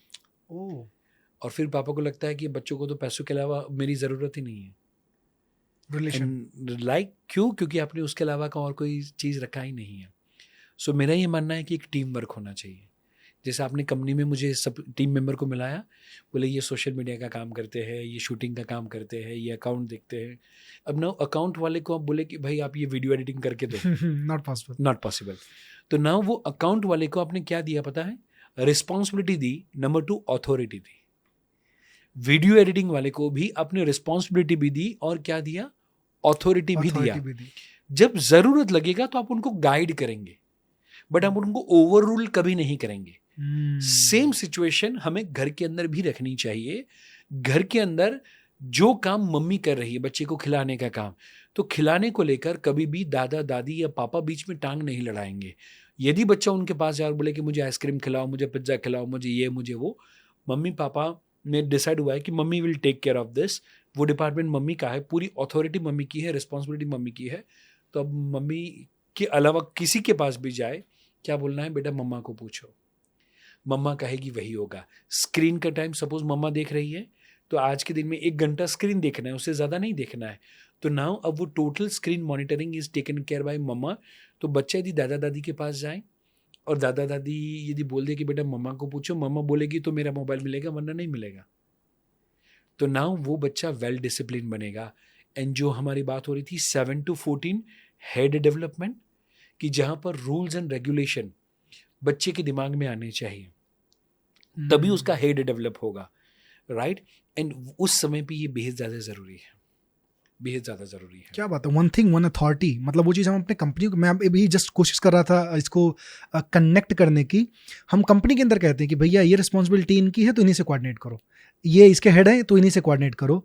और कहीं ना कहीं आप कंपनी के अंदर तो हेड बना दिए हो, लेकिन उस बच्चे के लिए आपने मल्टीपल हेड क्रिएट कर दिया एंड उसके पास ऑप्शन मिल गया। ऑप्शन भी है। एक सबसे इंपॉर्टेंट चीज़ सर, सबसे बड़ी पेरेंटिंग मिस्टेक्स जो आज लगभग हर घर में रिपीट हो रहा है, 22 सालों के अनुभव में वो आप क्या देख रहे हो जो हमें सुधारने की ज़रूरत है? हालांकि ढेर सारी, पर एक चीज़ जो मैं कहना चाहता हूँ कि बच्चों को थोड़ी स्ट्रगल करने दें। ज़्यादातर मम्मी पापा ने खुद बहुत ज़्यादा स्ट्रगल देखी हुई है, एंड इसलिए ना आज मैं जो देखता हूँ हर मम्मी पापा को ऐसा लगता है कि बस मेरे बच्चे को मैं सब कुछ दे दूँ, मेरा बच्चा, उसको दुनिया भर की खुशी दे दूँ। वही मेन रीज़न है उसको सबसे ज़्यादा दुखी, डिमांडिंग, चिड़चिड़ा, ज़िद्दी बनाने के पीछे। एंड इसलिए एक चीज़ कहना चाहता हूँ, मैंने जो प्लांट है उसको पानी देना ज़रूरी है, बट उतना ही ज़रूरी है कि वो प्लांट को सूखने दे। वाओ, मिट्टी सूखे वो भी उतना ज़रूरी है। यदि प्लांट को रोज़ पानी देते रहेंगे, पानी देते रहेंगे, पानी देते रहेंगे, तो वो प्लांट बिगड़ जाएगा। सेम में बच्चे की हर डिमांड जो पूरी कर रहे हैं वहाँ पर ब्रेक लगाए। 10 चीज़ें बच्चे ने मांगी तो 2 या 3 चीज़ें इमीडिएटली दिलाओ। 2-3 चीज़ें हैं जहाँ पर बच्चों को वेट करने के लिए कहो, एंड 2 या 3 चीज़ें हो जो अपफ्रंटली मना कर दो, नो कह दो। तो मुझे लगता है हम बच्चों को अच्छे से तैयार कर पाएंगे, क्योंकि जब घड़ा बनना हो तो घड़ा बनने के लिए मिट्टी को गीला करना ज़रूरी है। एक हाथ अंदर जाएगा जो लव का, केयर का हाथ हो, और एक हाथ बाहर भी होना चाहिए जो डिसिप्लिन का हाथ हो, जो रूल्स एंड रेगुलेशन का हाथ हो, कि 12:30 बजे से पहले टीवी घर में चालू नहीं होगा, रात के 9:30 बजे के बाद घर में किसी को टीवी या स्क्रीन देखना अलाउड नहीं है। इतने बजे और इतने यहाँ तक ही खाना मिलेगा, अदरवाइज आपको खुद किचन से लेके खाना पड़ेगा। वो जो रूल्स एंड रेगुलेशंस है वो हमें बच्चों को देने पड़ेंगे। जो आउटर हाथ है, अंदर का हाथ होगा जो बच्चे को खुलने में मदद करेगा, खिलने में और खुलने में मदद करेगा, बट बाहर का हाथ होगा जो बच्चे को गिरने नहीं देगा, वो संभालने में हेल्प करेगा। एंड जब बच्चे का शेप तैयार हो जाए उसके बाद में वो घड़े को भट्ठी में रखते हैं, धूप में रखते हैं, सुखाने के लिए रखते हैं, वो भी उतना ही ज़्यादा ज़रूरी है। एंड इसीलिए बच्चा जब 16-17 साल का हो जाए उस समय पे बच्चे को या तो हम नेटवर्क मार्केटिंग में, या तो सेल्स में, या तो कहीं पे जॉब करने के लिए, या कहीं पर इंटर्नशिप के लिए, कहीं ना कहीं पे रियल वर्ल्ड एक्सपीरियंस के अंदर बच्चे को 1.5, 2, 3, 4 साल तक तपाए। एंड यदि वो तपने के बाद जब बच्चा 20 साल का होगा एंड तब उसने थियरी और प्रैक्टिकल दोनों एक्सपीरियंस लिया हुआ है, लव एंड डिसिप्लिन दोनों का कॉम्बिनेशन हुआ है, तो वो जो बच्चा है ना, फिर वो मार्क जुकरबर्ग बनेगा, फिर वो सुंदर पिचाई बनेगा, फिर वो मुकेश अंबानी या धीरू भाई अंबानी बन जाएगा। लवली। बचपन में पेरेंट्स की उसके मार्क्स पे शिकायत, और जब वही बच्चा बड़ा हो जाता है तो हमको जो चाहिए था तुमने बचपन में वो नहीं दिया, इसकी शिकायत उसमें कन्वर्ट हो जाती है। और आपने रियली में बहुत बहुत अच्छे से बताया इस चीज़ को कि जैसे कुम्हार घड़े को बनाता है, ठीक उसी तरीके से अगर आप अपने बच्चे को घड़ा बनाओ तो वो घड़ा कभी खाली नहीं होगा, वो घड़ा हमेशा भरा रहेगा। That's wonderful. जहाँ पे प्यार से थपथपाने की ज़रूरत है वहाँ थपथपाना, जहाँ संभालने की ज़रूरत है वहाँ संभालना, जब उसे आग में पकाने की ज़रूरत है तो पकने देना, तब छोड़ना उसको जरूरी है। बहुत बहुत सही। और तभी वो परिपक्व बनेगा, तभी वो मजबूत बनेगा। नहीं तो एक छोटी सी आंधी, एक छोटा सा तूफान उसे कब कहाँ उड़ा के चले जाए, और तब ज्यादा दुख होगा आप। एंड इसीलिए जो बच्चे ने स्ट्रगल नहीं देखा है, सारी चीजें मिली हुई है, वही बच्चे डिप्रेशन का शिकार हो रहे हैं, वही बच्चे को सुसाइडल थॉट्स वगैरह आते हैं। क्या बात है। बाकी हमने जो बच्चे ने स्ट्रगल देखी हुई है उसको सुसाइडल थॉट कभी नहीं आते। मुझे लगता है कि सर ये ऐसी टॉपिक है, इसके ऊपर मुझे 2-4 पॉडकास्ट आपके साथ शूट करना पड़ेगा, एक से काम नहीं चलेगा। लेकिन एक लाइन मैं जरूर आपसे जानना चाहूंगा कि चूंकि पेरेंटिंग जहां से हमने शुरुआत की थी मैं वहीं पे लेके आ रहा हूं। पेरेंटिंग एक ऐसी शब्द है ना कि it's a one way, and one way I should not say, it's a one time chance, you don't get it multiple time. ये बार बार चांस आपको नहीं मिलेगा। एक बार बड़ा हो गया तो फिर से वो बच्चा नहीं बनने वाला है वो। और जो आपने बचपन में बीज डाल दिया, वो जो परवरिश आपने कर दी, वो लाइफ लॉन्ग उसको रूल करेगा। और मजे वाली बात मुझे लग रहा है आप किसके साथ बात करके, पेरेंटिंग ये वन जनरेशन नहीं है, आपकी की हुई परवरिश जनरेशन आफ्टर जनरेशन को बदलती है। बड़ा सिंपल सा सवाल है मेरा कि एक सबसे पावरफुल टिप्स जो आप सारे पेरेंट्स को आज देना चाहते हो अपने तरफ से इस पॉडकास्ट में गिफ्ट के तौर पे, कि वो अगर अपने जीवन में फॉलो कर लें या अपने बच्चों के साथ ये करना चालू कर दें, तो शायद हो सकता है कि एक बहुत बड़ा गिफ्ट जब उन्हें असली बुढ़ापे में लकड़ी के सहारे की जरूरत पड़े तो लकड़ी नहीं, उनका बच्चे की उंगली उनके हाथ में आए। एक्सेलेंट। सो कहना चाहता हूं, आम के पेड़ पर आम आता है पर आम के पेड़ के लिए नहीं। क्या बात है। दुनिया के लिए। वंडरफुल। सो ये बच्चा आपके थ्रू आया हुआ है पर आपके लिए नहीं है। ये आम को परिपक्व बना के वैसा हम दुनिया में छोड़े, वैसा सुंदर बना के छोड़े कि उसका दाम ज्यादा आए, वो किसी और का पेट भरने के काम में आए। तो उसके लिए मेरा ये मानना है कि बच्चे को लेकर हम पॉजेसिव ना हो। ज़्यादातर आप देखेंगे कि मुझे one of the school owner मिले, बोले 3000 उनके स्कूल में बच्चे हैं, बोले सारे बच्चे मेरी बात सुनते हैं पर मेरा बच्चा मेरी बात नहीं सुनता। बोले इसका आपके पास कोई सोल्यूशन है? मैंने कहा यस है, कि आप जब 3000 बच्चों को जब आप एडवाइस दे रहे हो, जब आप उनका पेरेंटिंग कर रहे हो, आप उनको पढ़ने के लिए बोल रहे हो, तब आप सेंस ऑफ पोजेशन के साथ नहीं बोल रहे हो, आप फ्रेंडली करते हुए अब बात कर रहे हो। बोले यस यू आर राइट। मैंने कहा बट जब सेम चीज़ वस्तु आप अपने बच्चे के साथ कर रहे हो, आप अपेक्षा भी उतनी ही रख रहे हो। जो वो बच्चे को बोले बेटा पढ़ाई पे ध्यान दो, तो ना उसके बाद में आपने वहाँ से बैक ऑफ कर लिया, अब उसको बोले कि बेटा कैसा चल रहा है पढ़ाई, दैट्स इट। तो ना बच्चे के पास उसका ब्रीदिंग स्पेस है। बट आपके बच्चे को हर आधे घंटे में आप पूछते हो कि क्या पढ़ा कि नहीं, टीवी बंद किया कि नहीं, तो ना वहाँ पर सेंस ऑफ पोजेशन आ गया। एंड जब वो आ गया तो बच्चे को अपना ब्रीदिंग स्पेस जो मिलना चाहिए वो समहाउ नहीं मिला, एंड इसीलिए आपका बच्चा आपसे दूर जा रहा है या तो फिर आपकी बातों को फॉलो नहीं कर रहा है। सो मेरा ये मानना है कि हम वैसा माने कि हमारे जो बच्चे हैं वो पड़ोस के बच्चे हैं। पड़ोस का बच्चा यदि गिर जाएगा, पड़ोस का बच्चा यदि फेल होगा, पड़ोस का बच्चा मैथमेटिक्स के अंदर कम मार्क्स लाएगा, पड़ोस का बच्चा है उसको म्यूजिक पसंद है, तो आप क्या एडवाइस देंगे? सीधी बात। उसी तरीके से बस अपने बच्चे को उतनी ही एडवाइस दे, माने एक ही एडवाइस कि बच्चों को एडवाइस कम दें। And that's the biggest advice for you all.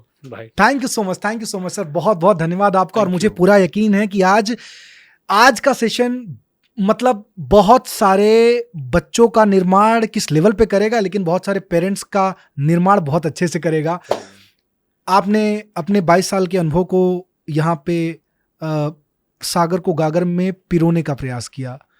कुछ सवाल मेरे जो शायद हो सकता है कि कुछ पेरेंट्स को लगा हो कि ये सवाल तो मेरे लिए ही था, इसको अपने हद तक मत रखना। अगर आप इस वीडियो को देख रहे हो, अगर आप इस पॉडकास्ट को देख रहे हो, तो जितने भी पेरेंट्स को आप जानते हो उन तक इस वीडियो को शेयर करना।